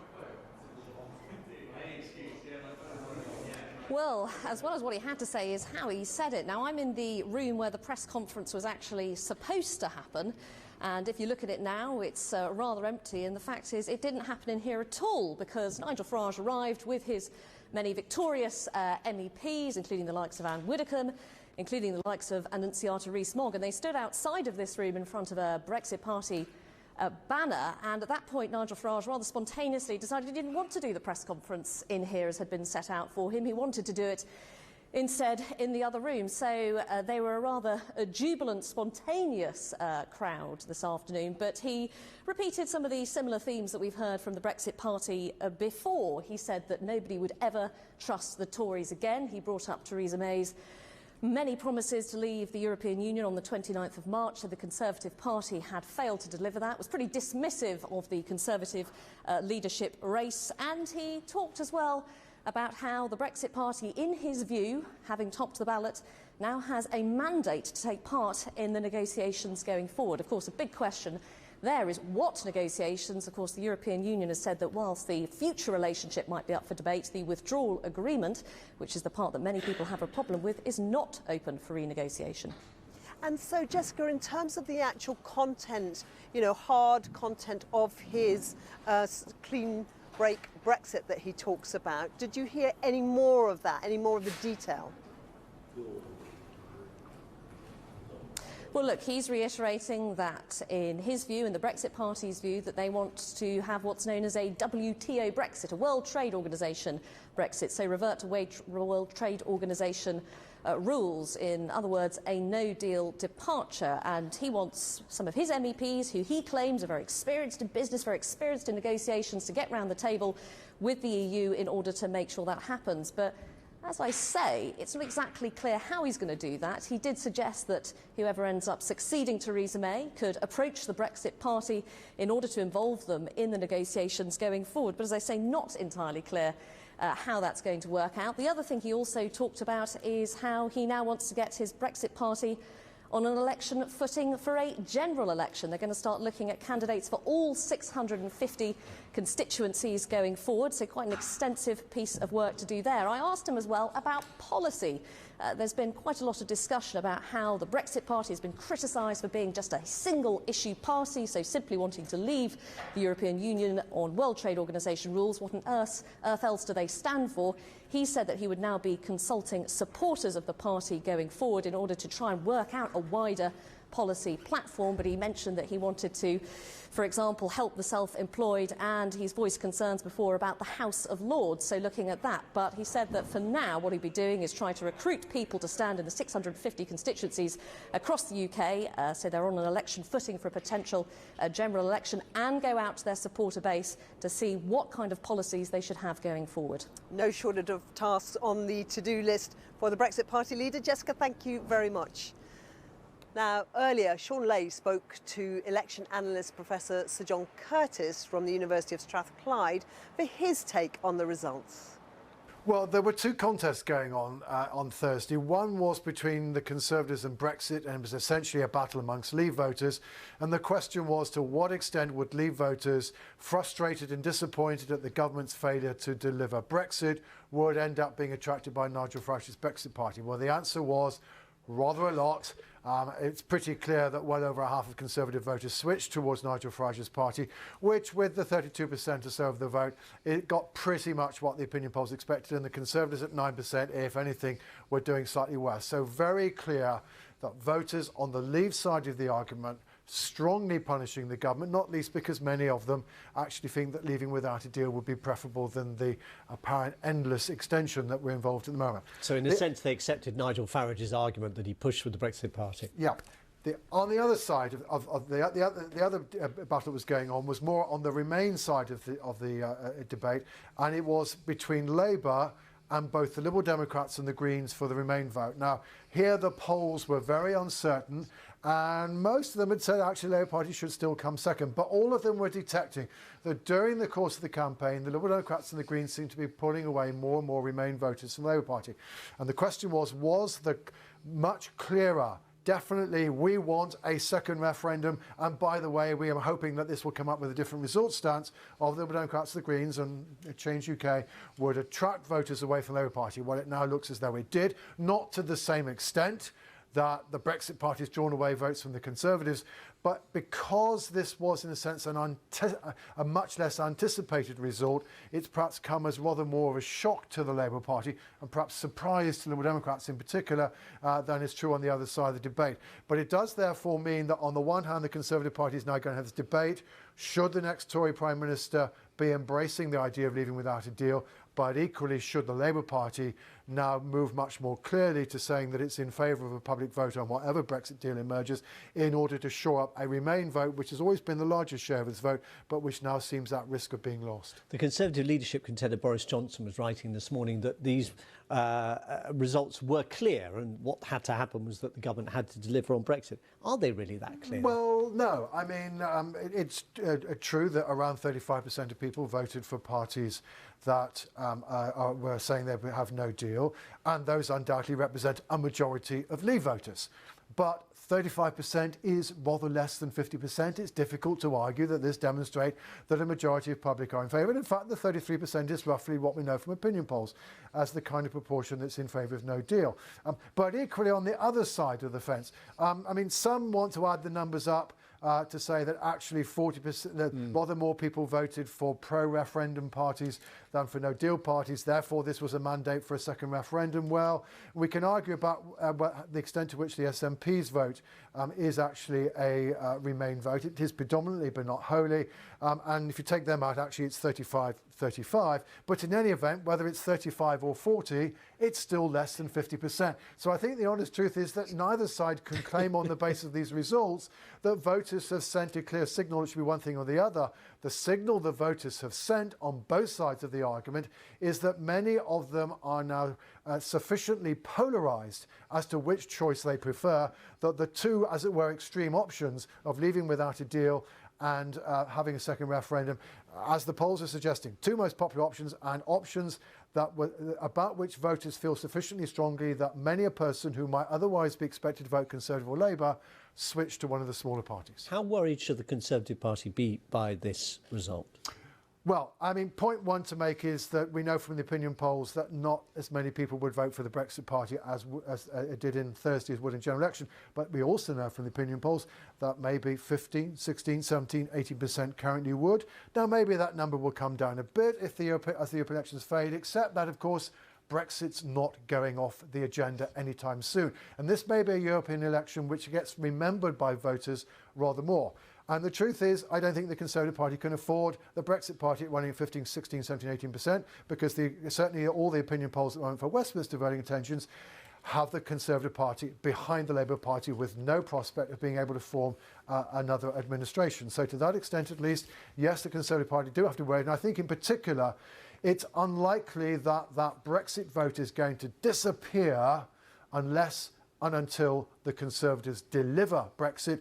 A second promissory note which says, you know, we're better able placed to deliver this than Nigel Farage is probably not going to work, and that therefore the next Tory Prime Minister is probably going to have to try to work out a way of delivering Brexit within the arithmetic of the current House of Commons, because the option of going to the country was unlikely to look very attractive. John Curtice, just love listening to him. Also love listening to Darren, though. He's got the weather. Hello there. There's a bit of a chill in the air today. It's warm enough when the sun is out, but every now and again you may see clouds looking a little bit like this as the showers come rolling in. And it really is remaining mixed through the rest of the day. Some sunshine, some showers, which could be on the heavy side, and it will be feeling cooler as well. The most significant change in temperatures is going to be in the northeast of England, where with a northerly breeze today, temperatures are struggling to 11 or 12 degrees. Towards the southeast and East Anglia, it's 23 degrees yesterday, so a high here of 19 at best. Not too many showers along the south coast, the southwest of England, but quite blustery winds around here. Northerly winds coming in across Scotland, dragging down that colder air, and there are a sprinkling of showers across many parts of the country through the afternoon into the evening, and slowly easing down a bit across western areas overnight. Some clearer skies in Northern Ireland, and in rural parts it could be down to 3 or 4 degrees. Elsewhere, typically around about 6 to 8 Celsius. Now, Tuesday could be the chilliest day of the next few. We've got the colder air coming down on that north to northwesterly wind. By the time we get towards Wednesday, it's less cold air that's coming in from the Atlantic, but there'll be some cloud and some rain. For Northern Ireland, many western parts of Scotland, Wales, western areas of England, it may well be dry on Tuesday. There'll be more in the way of sunshine. Further east, particularly through the Midlands, eastern England, there'll be quite a few showers, and those could be heavy and thundery once again. And temperatures as a result will struggle to maybe 10 to 13 degrees. Further west and towards the southwest, 17 or 18.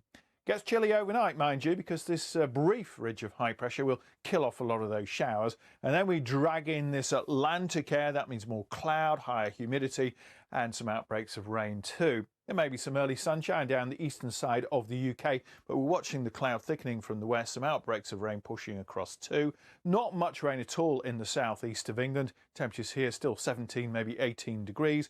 Northern Scotland, though, seeing a mixture of sunshine and showers, not really getting that warmer air just yet and not getting the rain, but it is going to be moving its way northwards. So through Thursday and Friday, we'll see the rain moving away from northern England, heading up into Scotland and Northern Ireland. Most places becoming dry over the weekend. Really warm in the southeast of England. Highs are likely to be in the mid-20s.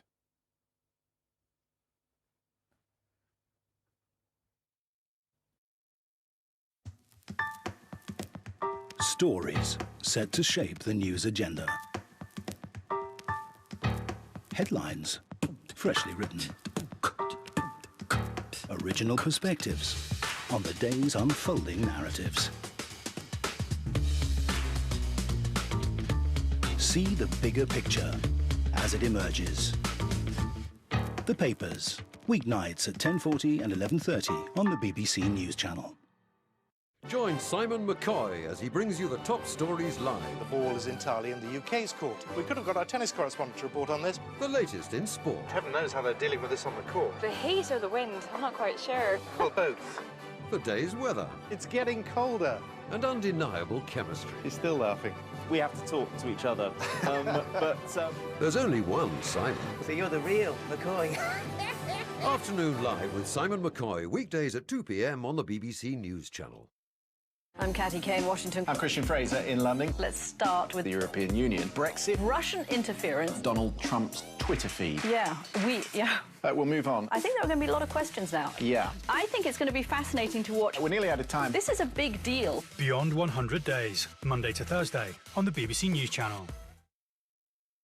Wherever you are, follow the story with BBC News. Use your smart speaker and ask for BBC News. Get headlines as they happen, with live updates. And if you're out and about, you can watch the BBC News Channel live from the app. Follow the story, wherever you are, with BBC News. والله بحضر أبغى كلاش وما بقى نعرف وين نروح بحالنا. Our World is a unique series of films on the BBC. I want to be able to bring her home. Offering personal insights into global events. Our World, stories that speak for themselves. Saturday and Sunday nights at 9:30 on the BBC News Channel.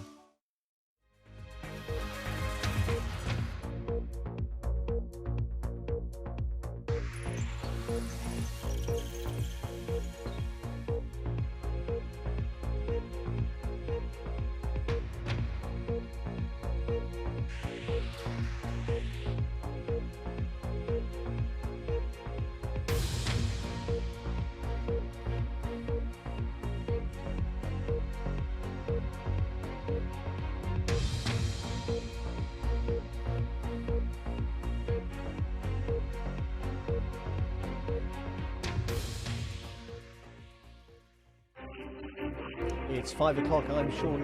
This is a BBC News election special. With the Brexit Party a clear winner, the Liberal Democrats taking second place, and big losses for both the Conservatives and Labour.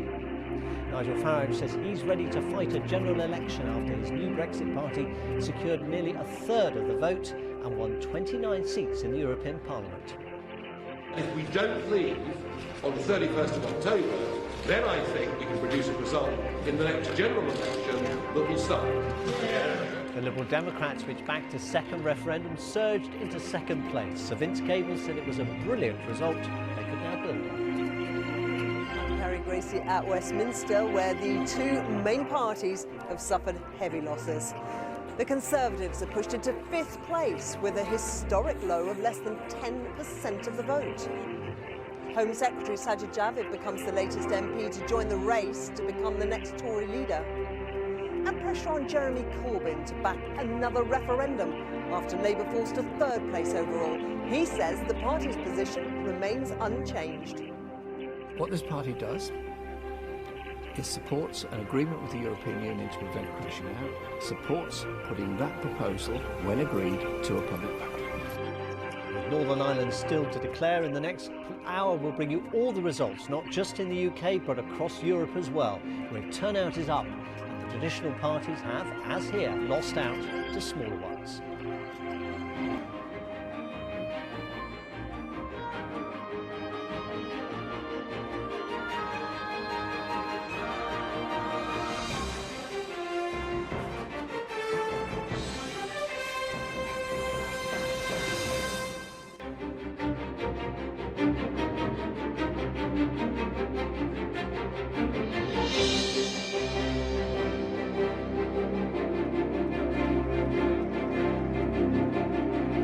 Very good afternoon. Welcome to this BBC News special. In a major blow for the two largest political parties at Westminster, the Brexit Party has emerged as the clear winner in the European Parliament elections. Formed just a few weeks ago, the party led by Nigel Farage now has 29 seats in the next European Parliament after received almost 1/3 of the vote. Both Labour and the Conservatives posted some of their worst ever election results. The Liberal Democrats took second place on their anti-Brexit platform. Jeremy Corbyn has been pressed by some senior Labour figures to back another referendum, but he said the party's position hadn't changed, although it did have a responsibility to listen and to ensure that any Brexit deal is put to a public vote. Well, with only Northern Ireland still to declare, let's take a look at the results in detail. The Brexit Party gained by far the largest share of the vote, 32%. Liberal Democrats took second place. They were on 20%. That's up 13 points on the last time there were European Parliament elections back in 2014. Labour, though, came third with 14%, down 11 points. The Greens were in fourth place. Their 12% gives them their strongest performance in Europe for 30 years. The Conservatives, though, fell to an historic low. They took just 9% of the vote, pushing them into fifth place. In Scotland, the SNP dominated the poll with a big lead over the other political parties there. The UK Independence Party, Nigel Farage's old party, which won the European Parliament election in 2014, saw its vote fall heavily. It now has no MEPs. And the new Change UK party also failed to make an impression. It took just 3% of the vote. In all, then, there are 73 UK seats in the European Parliament up for grabs. The Brexit Party now has 29 of them, with the Liberal Democrats on just 16, up from one in 2014. Labour now has 10 MEPs, that's down 8. The Greens more than doubled its tally, with 7 MEPs in the new Parliament, up 4. The impact on the Conservative Party could not be clearer. It now has just 4 MEPs. That means it's lost 15. In Scotland, the SNP won 3 seats. In Wales, Plaid Cymru now has a seat after beating Labour into third place. Well, county in Northern Ireland is underway. We are hoping for a declaration at some point in the next couple of hours. Now, though, let's take a look at the overall picture in the UK with our political correspondent Tom Barton. I should warn you that his report does contain some flash photography. A party that only launched a few weeks ago. Oh, they'll take up their seats, but hopefully not for too long. Soon to be the joint largest from any country in the European Parliament. Nigel Farage, surrounded by more than 24 new Brexit Party MEPs, jubilant this afternoon and confident the result will lead to the hard exit from the EU that he's been campaigning for. If we left the Brexit process to the Conservative and Labour parties, we would never, ever have got a Brexit that resembled anything like what we voted for in the referendum. This clearly will put pressure on them, pressure on the Conservative leadership contest. And the question is, are they actually going to respond to this pressure? For the Lib Dems, it was a champagne moment. The party coming second with 20% of the vote. The Greens too leapt forward, beating the Conservatives to fourth place. This afternoon, the Lib Dem leader claiming victory for those who want to remain in the EU. I think it's very clear from the big picture of the results. We now have a clear majority in the country who want to stop Brexit, stay in the European Union. As for our party, the Liberal Democrats, I think we've done brilliantly well.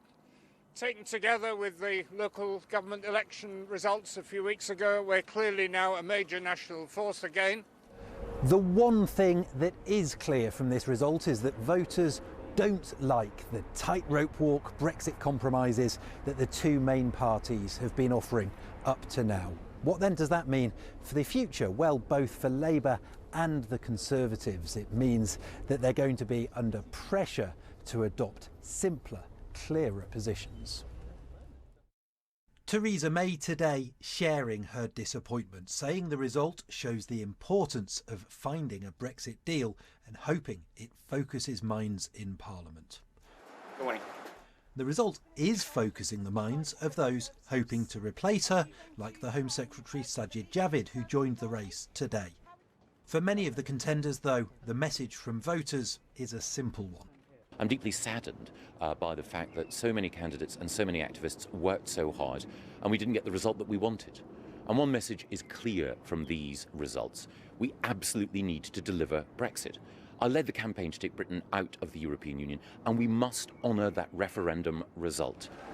In Scotland, Labour has been wiped out in the face of an SNP surge, while in Wales, the party was forced into third place.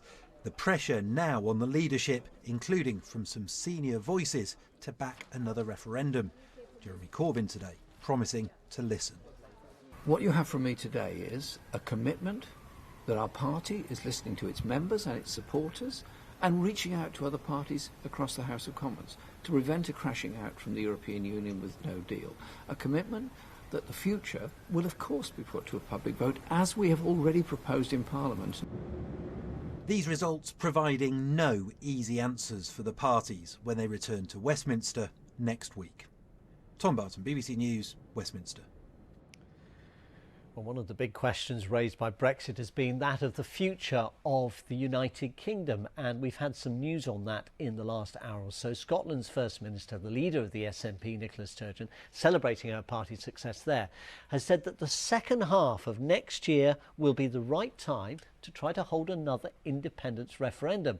Ms Sturgeon also said that although the Brexit party had made big gains, including in Scotland, the advance of Remain supporting parties would, she hoped, lead to a push Labour into supporting another EU membership referendum.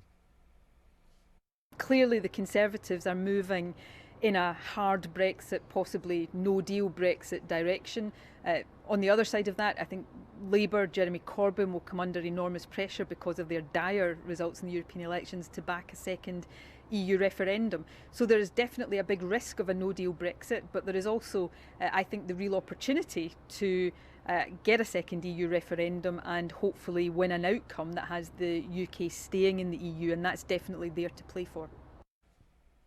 Well, now let's get reaction to last night's results. Carrie Gracie is at Westminster. Thanks, Shaun.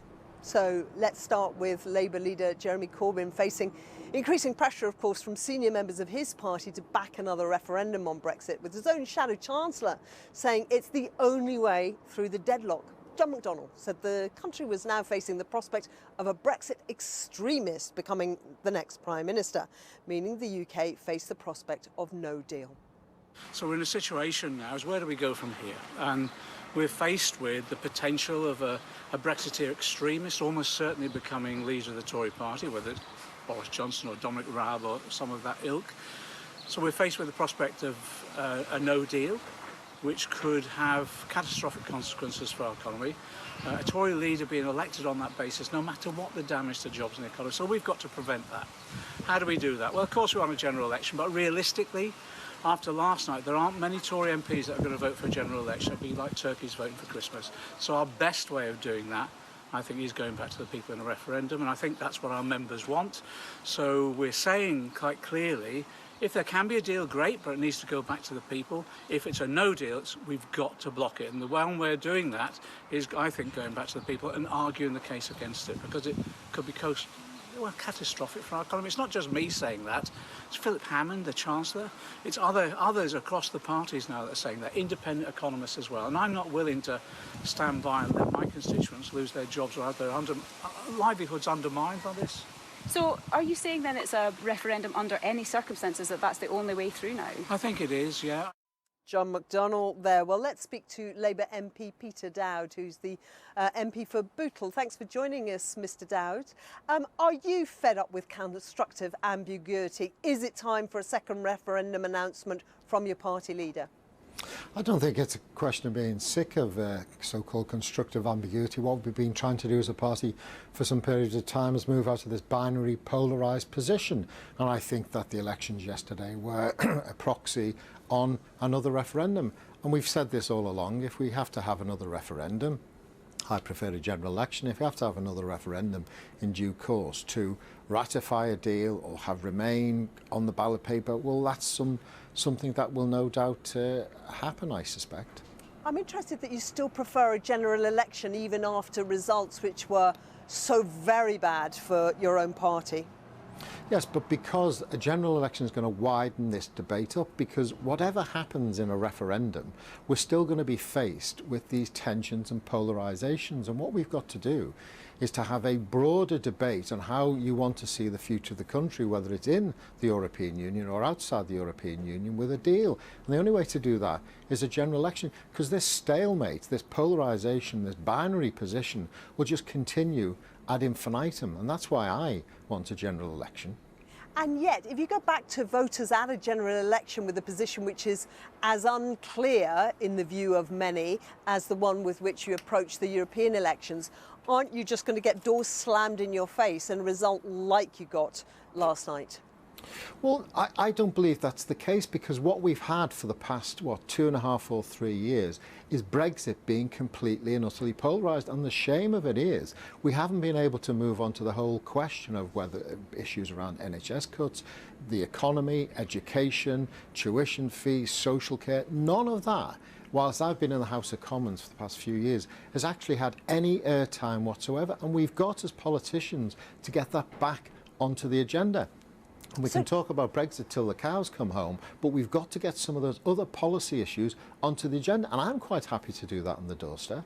So on the doorstep, will you be saying to your voters, and will you be saying when you get back here to Westminster to your other MP colleagues, it's that we have to leave with a deal or we have to stop the process? Well, I think that we preferably leave with a good deal, and that's where we're at. But we've really struggled to get that position for the past 3 years, frankly, because the Prime Minister, I don't want to get into the party politics of this, frankly, the Prime Minister hasn't been willing to talk to anybody. We are and have been, and that's what we've got to pursue. We've got to be able to have this sensible, constructive dialogue and conversation about the future of the country. And it can't all just be about the narrow confines of Brexit. As important as that is, it cannot just be about that. Today we're going to leave it there. Thank you very much for joining us. And with me now, our chief political correspondent, Vicky Young. So we still got some talking about, the idea of leaving with a good deal, but everybody else is taking one path or another, seems to be bifurcating. Do you think the prospect of a deal is even there at all now, Vicky? I mean, it seems hard, doesn't it? I mean, it does all depend, of course, on the Tory leadership contest. We've had another person throwing their hat into the ring today, Sajid Javid, the Home Secretary, but they'll all be under pressure to take a pretty hardline view, because if you're a Conservative trying to get elected as the leader, you've got to appeal to the Tory grassroots. We know what they think, most of them, and now they feel they've got a new enemy. They've got Nigel Farage back, and he is obviously taking a lot of votes from them, so that's going to be crucial. When it comes to Labour, of course, a lot of talk about a second referendum. Jeremy Corbyn clearly coming under pressure from many. We've got Welsh Labour, Scottish Labour saying, OK, now is the time to be much less equivocal about all of this and just come out and say it's a second referendum in all circumstances. And in some cases, they say they would, campaign to remain. But there's a problem with that. There aren't numbers in the House of Commons. Will there be any legislation between now and the date they were due to leave the end of October? How do they get to the point where they can bring that about? It looks pretty difficult. And on the European side, there's plenty happening there. Is there going to be anybody to talk to about the terms of getting out with a deal before October the 31st? Yeah, I mean, people like Philip Hammond, the Chancellor, were saying that actually any Tory leadership contender who says they want to renegotiate the withdrawal agreement, firstly, the EU have said no to that. Now, they might budge on that. There's no evidence that they will.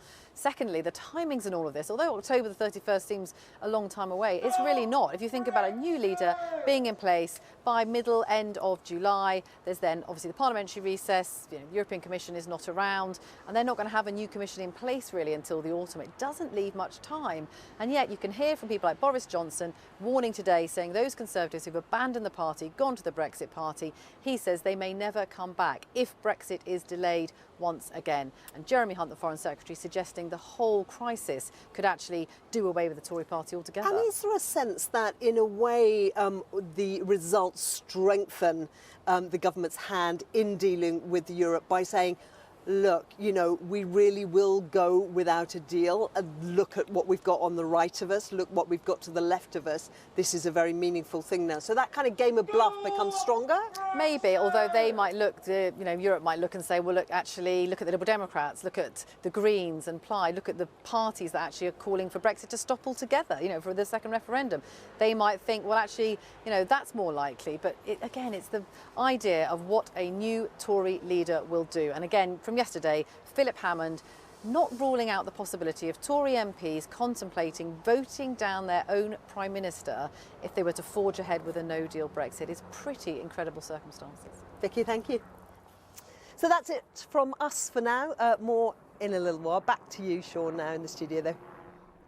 Carrie, thanks very much. Let's take a look at the results across Europe now and the spread of seats in the new European Parliament, which meets at the beginning of July. The big centre-right and centre-left blocs, they've lost their combined majority. Big increase in support for Liberals, Greens and Nationalists. Pro-EU parties likely to remain in a majority, but probably that bloc will only stick together if it can win new allies, possibly the Liberals and Greens. Negotiations likely to continue in the next few weeks, of course, with the Nationalists, as here in the UK, doing particularly well in Italy and in France. Let's talk now to our Europe correspondent. He's Gavin Lee and he's in Westminster. Gavin, as the dust begins to as the dust begins to settle on these results, what's the feeling there? Because it's by no means the case, is it, that's just the UK that's given a bit of a not a Europe as we've had in the past message to the people making the decisions there?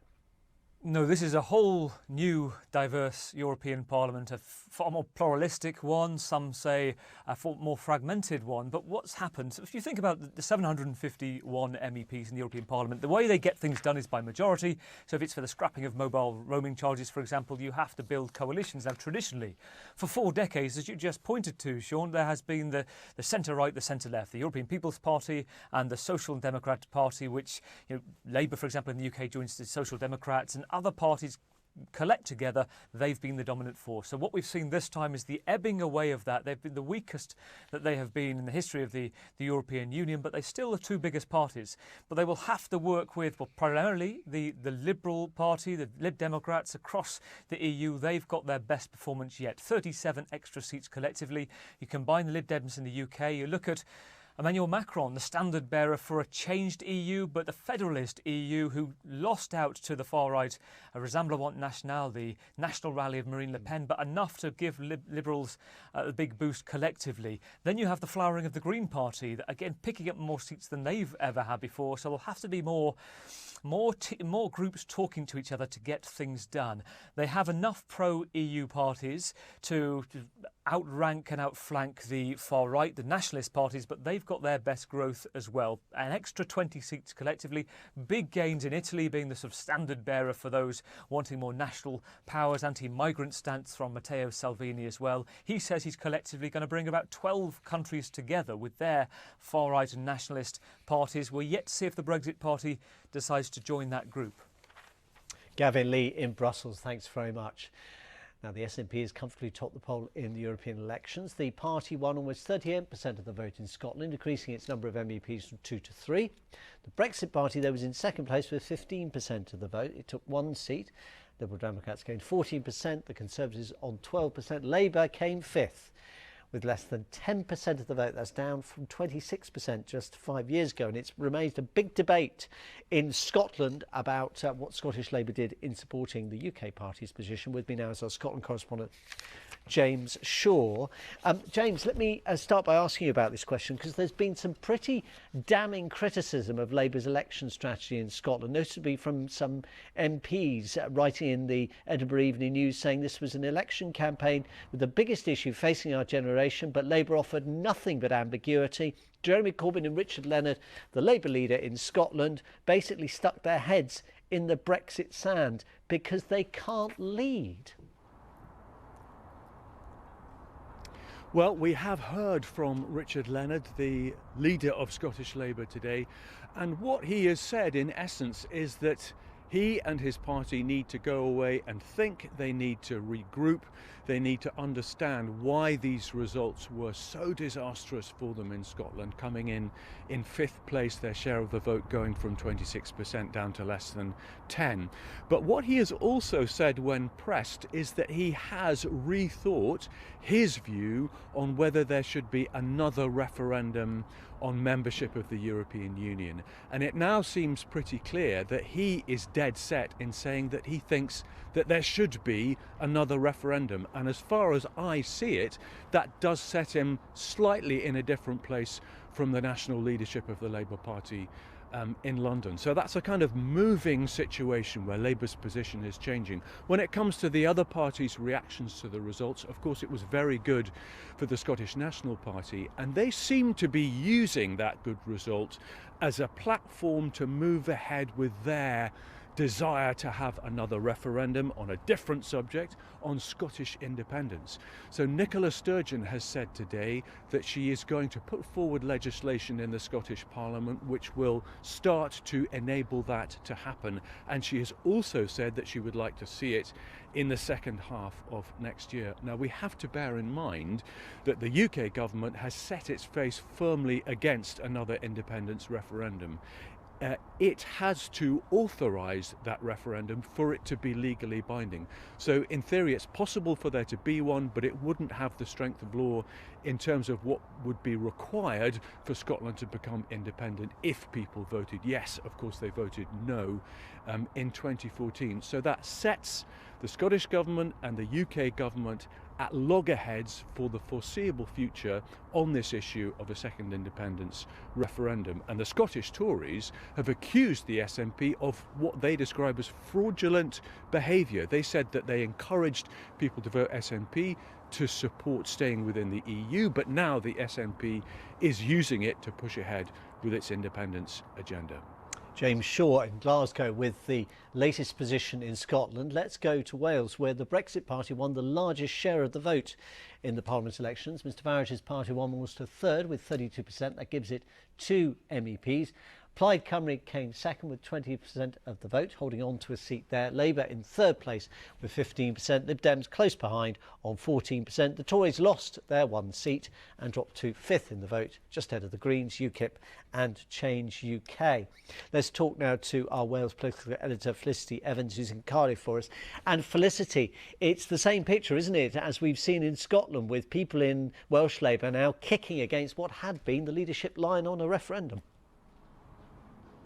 You're absolutely right, Shaun. That is true. You know, Welsh Labour has been an election-winning machine over the last 100 years. Only once in a century had they failed to top a Wales-wide poll. How different do things look today when they got a drubbing? They came third. They were beaten into second place by the Nationalist Party Plaid Cymru, the first time in Plaid's history that it's ever managed to beat Labour in a Wales-wide poll. And talking to sources within Welsh Labour, they were pointing the finger at the UK leadership and suggesting that the party's ambivalence over Brexit was to blame for their poor showing here. Though it must be said that the new Welsh Labour leader, Mark Drakeford, has made some decisions and judgments of his own over the course of the last few months. He's been under pressure from many within Welsh Labour to come out more strongly in favour of a referendum. He declined to do that. He stuck very closely to the Jeremy Corbyn line. Today, though, we have seen movement from him on that. He has issued a statement in which he has said that he thinks the Welsh public should get the final say on any Brexit deal. And for Plaid Cymru, well, the big question for them now is whether they can use this momentum going forward, looking ahead to the next Assembly elections in 2 years' time.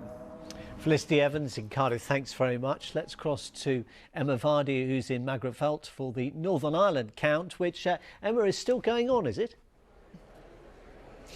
It is, because they started a little later than many other places in the UK, started counting 8 o'clock this morning rather than last night. We have had one seat confirmed, that is the Democratic Unionist Party's Diane Dodds, but some counting still going on to really confirm those other 2 seats, although it really looks to be pretty much a done deal here now. It's expected to be Sinn Féin's Martina Anderson with that other seat. And the third seat, the really interesting story of the day, looking strongly on course now to be taken by the Alliance Party, by Naomi Long. And the reason why that's interesting here in Northern Ireland because it breaks the tradition of the last 40 years in which all 3 of Northern Ireland's seats have been taken by 2 unionist candidates and a nationalist candidate. But this changes all of that, because the Alliance Party are a centre ground party, neither designating themselves as unionist nor nationalist, not taking or being part of one of the 2 big community tribes, if you like, and attracting cross-community votes here in Northern Ireland. So really bucking the trend of the last 40 years. Why? Well, we've seen an increase in support for the centre ground to some degree more recently in Northern Ireland, something that centre ground parties have struggled to do because there is that very clear community divide here. So a huge result for the Alliance Party, more than doubling the votes they picked up last European elections in 2014. But also playing into this, of course, is Brexit. Alliance were campaigning very strongly for Remain, campaigning for a second referendum, and Northern Ireland, of course, is a place which voted to remain in the European Union. So that the strong vote for Alliance here today being taken again as another sign of the Remain voters here in Northern Ireland. So really it will be quite a remarkable moment when that is confirmed, as it's expected to be in the next hour or so. Slightly different voting system here in Northern Ireland from the rest of the UK. They use the single transferable vote system, partly because of Northern Ireland's unique history, to ensure there is a representation for unionists and nationalists. It means the votes take a little bit longer to count. It's a little bit more technical, but at the moment the 3 leaders, the 3 winners, if you like, are pretty strongly on course to take those seats, and we'll just be waiting for the confirmation of the last 2 seats when the next rounds of voting is announced, probably in the next hour or so. Emma Vardy in Magherafelt in Northern Ireland, thank you very much, and we will of course bring you that result as soon as we get it from Northern Ireland. In the next half hour we'll have plenty more reaction and analysis. We'll also be hearing from 2 MEPs from different parties who will be representing the same region in the European Parliament when it sits in July, and who have the same name. That could get a bit confusing. Let's get something a little less confusing. It's the weather prospects with Ben Rich. Hello. It was a bank holiday Monday. I suppose mixed weather was to be expected. The kind of day where we had blue skies overhead 1 minute and the next, a big shower cloud came along and gave a drenching. Some of those showers will continue as we head through the night into the early hours of Tuesday, albeit with some clear spells in between. Where the winds fall lightest across Scotland, here quite a chilly night, temperatures between 2 and 6 degrees. Some of the showers that remain here could be wintry over high ground. Further south we keep more of a breeze and it's not going to be quite as cold. Into tomorrow it is another day of sunshine and showers, but the showers most likely across central and eastern parts of England for a time, across eastern and southern Scotland. Some more showery rain into the far north of Scotland later in the day, but elsewhere we see some spells of sunshine with the winds coming down from the northwest. Not an especially warm day, highs of 11 to 17 degrees in most areas, but those temperatures will climb significantly as we head into next weekend. In southern parts, further north and west, we see some rain at times. I'm Catty Kay in Washington. I'm Christian Fraser in London. Let's start with The European Union, Brexit, Russian interference, Donald Trump's Twitter feed. We'll move on. I think there are going to be a lot of questions now. Yeah. I think it's going to be fascinating to watch. We're nearly out of time. This is a big deal. Beyond 100 Days, Monday to Thursday on the BBC News Channel. One day after 3,000 years of waiting, a raindrop rose from the sea. It flew across the sky for miles, among other similar raindrops. But this one would not fall unnoticed or trickle into insignificance. This raindrop came to you, and you were ready for it. To know what's coming, check the BBC Weather app.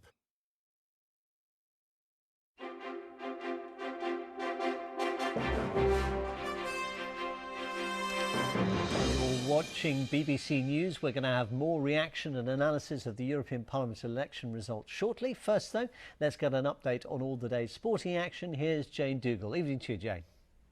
Hello, good evening. Well, it's Aston Villa who have won the Championship playoff final at Wembley and will play in the Premier League next season.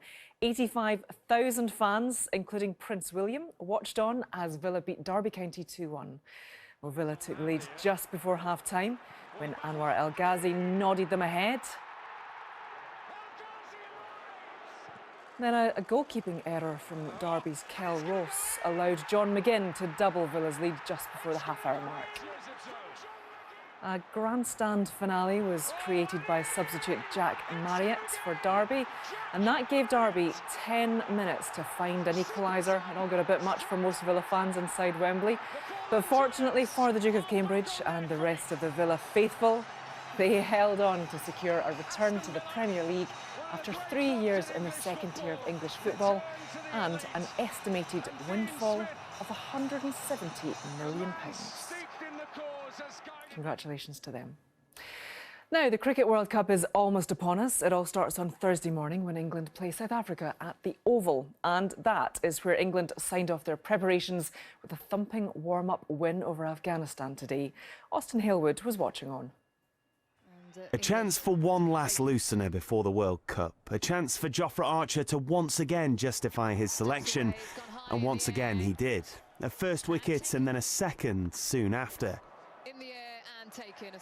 England were on their game, with the ball and in the field. Captain Gulabadin Naib ran out for just 13, the start of an Afghan collapse. 4 wickets in 8 balls for just 2 runs. It wasn't good to watch. But their fans finally did have something to cheer about. 44 from Mohamed Nabi, dragging them to 160. A score that England fancied chasing. First ball, first 4, and that set the tone. Jason Roy at his brilliant, brutal best. A quick-fire 50 from him, with Johnny Bairstow never too far behind. A clear gulf in class as England raced to a 9-wicket victory. The wait now almost over, and England have never been better prepared. Austin Halewood, BBC News. One man England were happy to have part of the squad today was bowler Mark Wood. He had been struggling with a foot injury, but he's been passed fit for that World Cup opener. British number 1 Johanna Konta is through to the second round of the French Open for the first time ever. She beat Antonia Lautner of Germany in straight sets. It's the first time in 5 attempts that Konta hasn't been knocked out in the first round. Petra Kvitova, meanwhile, has been forced to withdraw from the tournament with an arm injury.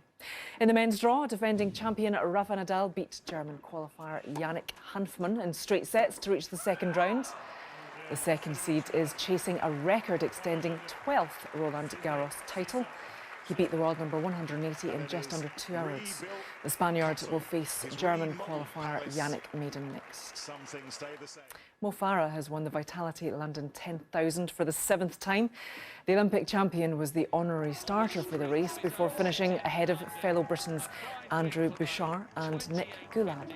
Farah said he'd actually lost track of how many times he'd won it. I honestly thought I won, like, this is going to be my 6th, but even better when I hear the 7th one. It's just a nice day to come out here and win the race. As I said, you know, Andy Bouchard is a strong athlete, and Nick, another one who's been going strongly. So Andy was pushing on early on. It's just, you know, as long as I cover every move and, you know, push at the end, I knew that was what it was going to take.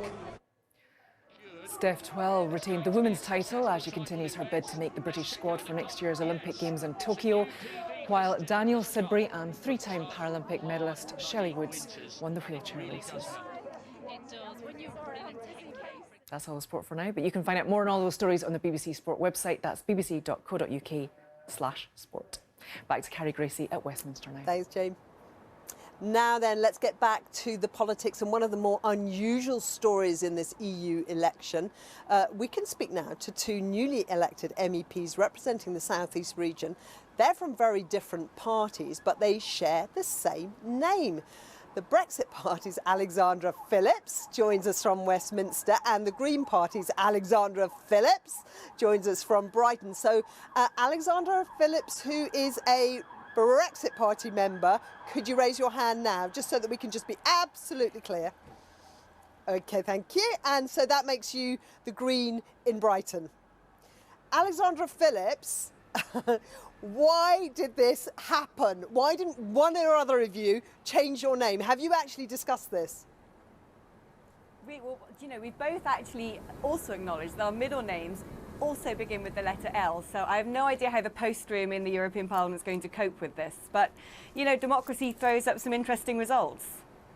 Well, this is a very interesting one, as it means that the South East has more MEPs called Alexandra Phillips than it has MEPs that are Labour or Conservative.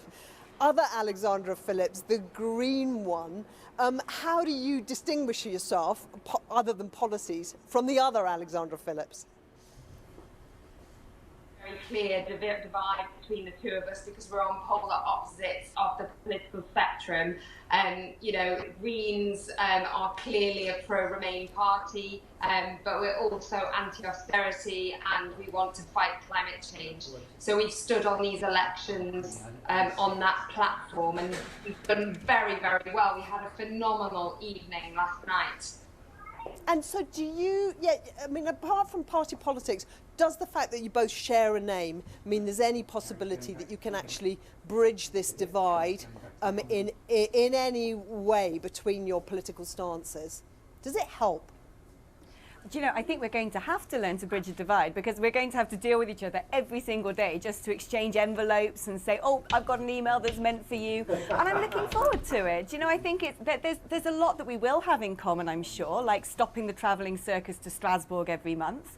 The Brexit Party is going to be very much a broad church in terms of the positions we take. We're just very pro-democracy and want to respect that referendum result. But I'm looking forward to working with my namesake. I respect both of your keenness to get your political agendas across. What about mistaken identity? I'm concerned that the voters may have voted for one or other of you while thinking that they were voting for the other one. Now, do you think there's any risk of that? Let's have Brighton Green, Alexandra Phillips. Yeah, I think luckily this is an election where people clearly vote for political parties, and that's where they put their effort. There were 10 names next to those political parties in very small print. So I think we were just lucky in this system that people didn't get confused. But had it been a general election or local elections, then it would have caused a lot of confusion, I'm sure. And the same Alexandra Phillips, the Brighton one, the Green one, do you share the other one's determination to actually at least work at a practical level together so that you can kind of make sure you both get the right post? Well, you know, I'm sure that there will be some things where, you know, constituents email one over the other, and that's already happened. And we've exchanged conversations on Twitter. We've spoken to each other face to face, and I'm sure that will continue. Yes. Alexandra, Brexit Party Alexandra, do you think there's been any confusion of identity, and do you think there will be, other than the exchange of emails and letters in future? Well, who knows? Definitely on the bureaucratic front and the administration front, there's going to be lots of confusion. I can tell you right now, I've already worked in the European Parliament, they're going to go into meltdown about this. As for politically, I think, you know, the thing is about being from such different parts of the political spectrum, as my namesake said. I think it would be, you know, unlikely that people are going to mix us up when it comes to policies and what we represent. But, you know, I actually think it's a wonderful narrative, and let's see what we can do together in this sort of crazy situation to bring a little humour into the job. Excellent idea. Alexandra Phillips and Alexandra Phillips, congratulations to both of you for your overnight victories, and good luck in your new roles. Thank you very much. Thank you.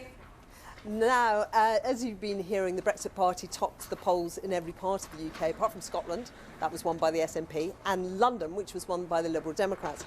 Northern Ireland, as we've been hearing from Emma, still left to declare, but Rita Chakrabarti's been crunching through all the numbers, looking at all the results. Let's take a look at what she's got to say. This has been an election of stark contrasts, with the Brexit Party putting in a very impressive performance, but strong performances too from the Liberal Democrats and the Greens, and a real disaster for Labour and the Conservatives. Let's take a look at some of the details. Castle Point here in the east of England. This was one of the Brexit Party's strongest results. Look at that, 59% of the vote here in a very Leave voting area, but a really, really strong performance, leaving all the other parties behind there. Brexit Party also coming out on top in Windsor and Maidenhead. That's Theresa May's constituency, her own backyard. They came out on top in St Helens here in the northwest, beating Labour in their own heartland. Look at that. Brexit Party on 35% and the Labour Party on 22%. For the Liberal Democrats, it was also a very good night. Here in Elmbridge, for example, they topped the poll by 39%. Now, this is an area that had been Conservative for the last 3 European elections. And if we take a little look at the change in the share of the vote, look at that. The Conservatives plummeting by 31% to the benefit of the Liberal Democrats. For the Lib Dems, it was a great night in London. They topped the poll in London, and that included Islington, which is Jeremy Corbyn's constituency. That tale of Labour woe was reproduced in Scotland, where the SNP took almost all the areas, all the local authority areas that there are, and in Blaenau Gwent, Labour also suffered there at the hands of the Brexit Party. One word for the Greens, who came top in 3 areas, and that included Bristol as well, and they'll be very happy with their performance at this election. I think the takeaway, though, from these elections is the result for the Conservative Party, who on 9% of the vote share came 5th in the table. And there is one remarkable fact for the governing party, which is that in the whole of the United Kingdom, they failed to top the vote in any single local authority area in this entire election. Rita Chakrabarti. Well, with me now, our chief political correspondent, Vicky Young, because we've got some word from Jeremy Corbyn. Yeah, that's right. We heard from him this morning, but now he's written a letter to all Labour MPs. Now, we know throughout the day he's been coming under huge pressure to really be more explicit about Labour backing another referendum in all circumstances, not just to stop what he calls a bad Tory deal. Now, he has written to the Parliamentary Labour Party saying, it's clear that the deadlock in Parliament can now only be broken by the issue going back to the people through a general election or a public vote. We are ready to support a public vote on any deal. Now, this chimes with what Emily Thornberry was saying last night. She saying that she was talking to voters in her constituency in London who were saying they were voting Liberal Democrat. The party hadn't been clear enough. The Welsh Labour Party coming out and saying, yeah, we're going to go down this road now, and those in Scotland too. So huge pressure. The Shadow Chancellor, John McDonnell, has been pretty clear to the BBC about what he thinks. Now, some will say this is too late. If you look at what might happen in the next few weeks, we will have a new Tory leader, new Conservative Prime Minister, who may well want to go down the route of a no-deal Brexit. And it's quite hard to achieve a second referendum. There may not be any more legislation to amend in order to get all of this. And actually, there's only going to be about 2 or 3 weeks of Parliament sitting between the time of a new Tory Prime Minister and that exit date of October the 31st. So there'll be Labour MPs saying, well, thank goodness he's being clearer, but actually it may be a little bit too late. And is there something constructive that he as leader of the opposition can do in Westminster to make it happen? Well, I suppose, I mean, he's talking here about, you know, getting another kind of deal, but I think some will say that ship has sailed. You know, Theresa May tried all of that, it didn't work. Now, is it possible that a Conservative leader could come back, change the dynamic? You know, sometimes just having a different person there can change the dynamic. But, you know, if you look at the Tory leadership contenders at the moment, they're talking much more about just getting out at the end of October. So just to be very clear, Jeremy Corbyn is talking about, in a way, the confirmatory or confirmatory referendum that others were talking talking about earlier. He's not talking about a second referendum, which is a no-deal Brexit or a no Brexit. It's not entirely clear from this, and I think that's the first question we would probably want to ask him when we see him, and that's what a lot of Labour supporters are saying, that is it that? Is it just, look, you know, we would, and how would Labour campaign, for example? What would the question be? Would it be no deal or revoke? You know, it becomes very complicated at that point, but I think some Labour MPs will think, well, this is at least a first step, but he's had to be really pushed into doing it. Vicky, thank you. That's it from us for now. More shortly. Back to you, Shaun, though. Carrie, Gracie at Westminster. Thanks very much, Carrie. Well, as we've been hearing, the Brexit Party topped the polls in every part of the UK, apart from Scotland, which was won by the SNP, and the London region by the Liberal Democrats. Northern Ireland, of course, is still left to declare. Let's talk now, though, about what the Brexit Party might mean for the way the European Union operates. With me is Chris Morris, our reality check correspondent. We haven't had a lot of detail from Nigel Farage's new party about what it will do next. What are they likely to be pressing for? Yeah, it's interesting. We know they didn't have a manifesto. There's very little detail on their website about detailed policy priorities. Obviously, we know they want to leave the European Union. How they want to do that is another matter. Now, one of the things that Nigel Farage has said repeatedly during this election campaign is that he wants a clean break Brexit. That's the term he uses, and it's interesting. He uses this term rather than no deal. In fact, in the slightly chaotic press conference he had an hour or so ago, he said there's no such thing as no deal. I think clean break probably sounds a bit more upbeat, a bit more optimistic. The fact is, it still means that if that happens, there would be a fairly sudden rupture with the European Union, and a lot of the laws that govern our relationship with the EU and have done for 40 or more years would suddenly disappear. What else would that clean break mean? Well, one of the things that he has said specifically, and is on a pledge card which the Brexit Party produced during the referendum, was, you remember the £39 billion that was part of the withdrawal agreement that the governments agreed to pay the EU over a number of years. Now, Farage says he will not pay that amount. The Brexit Party would refuse to pay it altogether, which won't exactly create a congenial atmosphere with the European Union at a time when he says the main thing we want to do is leave the EU under what he describes as World Trade Organisation terms.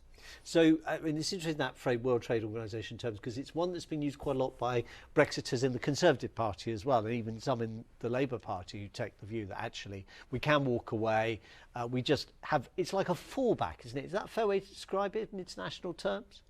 Yeah, I mean, get used to this term, because we're going to hear a lot of it in the Tory leadership campaign as well. What does it really mean?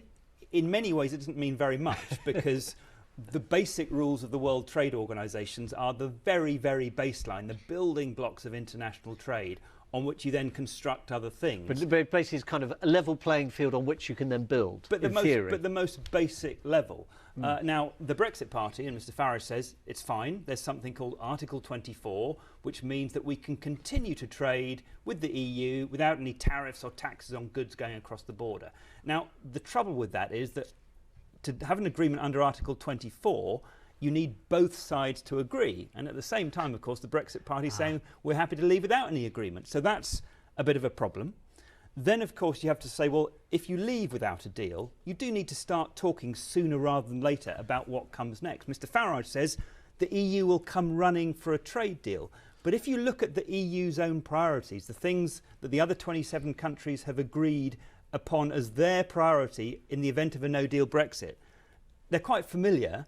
The things they say they want to talk about first, before they start talking about future trade: the divorce deal, the financial settlement, the Irish border and citizens' rights. Precisely those things which are contained and which form the heart of the withdrawal agreement negotiated by Theresa May's government, which has already been defeated 3 times in the House of Commons. You've been a Brussels correspondent for many years. You were out there watching Nigel Farage for many of those years. He was there for longer than I was, and he's going back. It's worth remembering he's now into his 20th year as a member of the European Parliament. For all the kind of what one might call rhetoric and performance politics, is he a man who at times has done deals, has actually sort of been able to work with people, even though there might be a bit of shouting across the chamber, sort of in committees, and make the system work when he thinks it can be of advantage to the UK?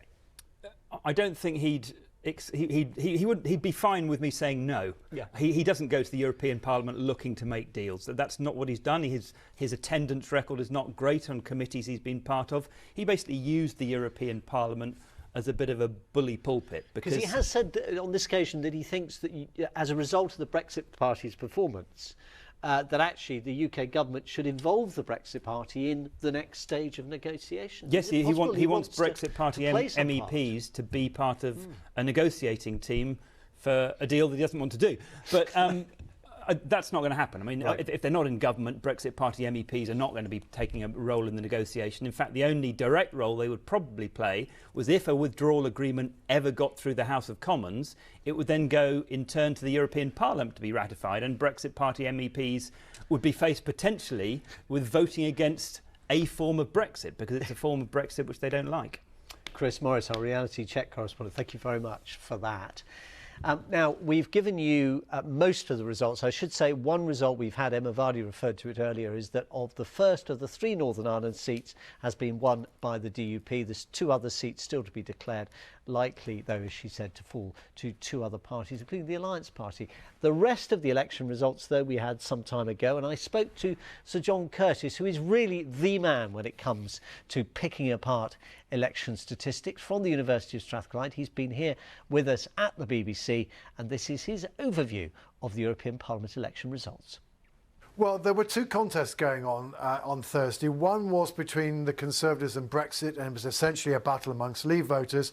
And the question was, to what extent would Leave voters, frustrated and disappointed at the government's failure to deliver Brexit, would end up being attracted by Nigel Farage's Brexit Party? Well, the answer was rather a lot. It's pretty clear that well over half of Conservative voters switched towards Nigel Farage's party, which, with the 32% or so of the vote, it got pretty much what the opinion polls expected, and the Conservatives at 9%, if anything, were doing slightly worse. So very clear that voters on the Leave side of the argument strongly punishing the government, not least because many of them actually think that leaving without a deal would be preferable than the apparent endless extension that we're involved in at the moment. So in a sense they accepted Nigel Farage's argument that he pushed with the Brexit Party. Yeah. On the other side of the other battle that was going on was more on the Remain side of the debate, and it was between Labour and both the Liberal Democrats and the Greens for the Remain vote. Now, here the polls were very uncertain, and most of them had said actually Labour Party should still come second, but all of them were detecting that during the course of the campaign, the Liberal Democrats and the Greens seemed to be pulling away more and more Remain voters from the Labour Party.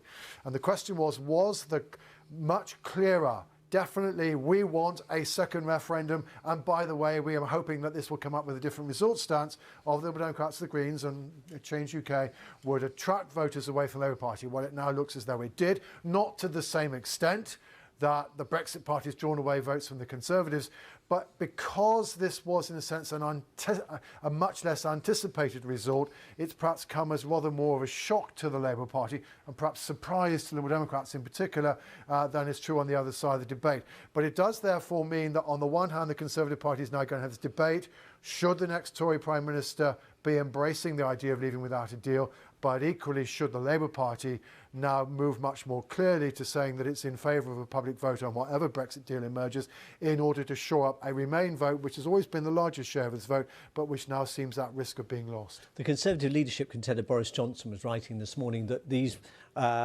results were clear, and what had to happen was that the government had to deliver on Brexit. Are they really that clear? Well, no. I mean, it's true that around 35% of people voted for parties that were saying they would have no deal, and those undoubtedly represent a majority of Leave voters.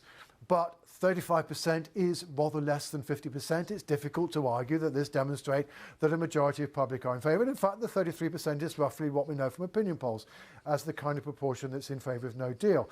But equally, on the other side of the fence, I mean, some want to add the numbers up to say that actually 40%, rather more people voted for pro-referendum parties than for no-deal parties. Therefore, this was a mandate for a second referendum. Well, we can argue about the extent to which the SNP's vote is actually a Remain vote. It is predominantly, but not wholly.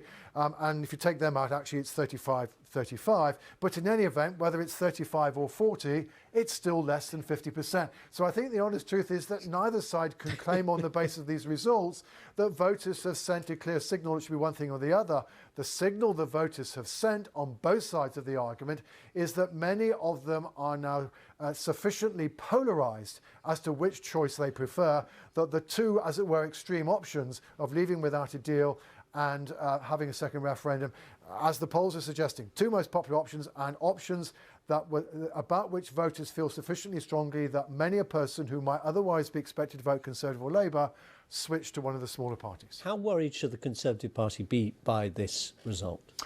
Well, I mean, point one to make is that we know from the opinion polls that not as many people would vote for the Brexit Party as it did in Thursday as would in general election. But we also know from the opinion polls that maybe 15, 16, 17, 18% currently would.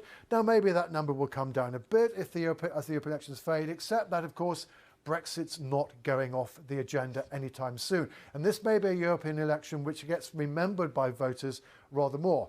And the truth is, I don't think the Conservative Party can afford the Brexit Party running at 15, 16, 17, 18%, because certainly all the opinion polls at the moment for Westminster voting intentions have the Conservative Party behind the Labour Party with no prospect of being able to form another administration. So to that extent, at least, yes, the Conservative Party do have to wait. And I think in particular, it's unlikely that that Brexit vote is going to disappear unless and until the Conservatives deliver Brexit. A second promissory note which says, look, you know, we're better able placed to deliver this than Nigel Farage is probably not going to work, and that therefore the next Tory Prime Minister is probably going to have to try to work out a way of delivering Brexit within the arithmetic of the current House of Commons, because the option of going to the country way was unlikely to look very attractive. There you go, the last word on the European Parliament elections, appropriately from Sir John Curtice from the University of Strathclyde. Coming up in just a few minutes, a full summary of all the news in the 6 o'clock news with Hugh Edwards. Don't forget you can find all the results whenever you want them on the BBC News website. Thanks very much for your company this afternoon.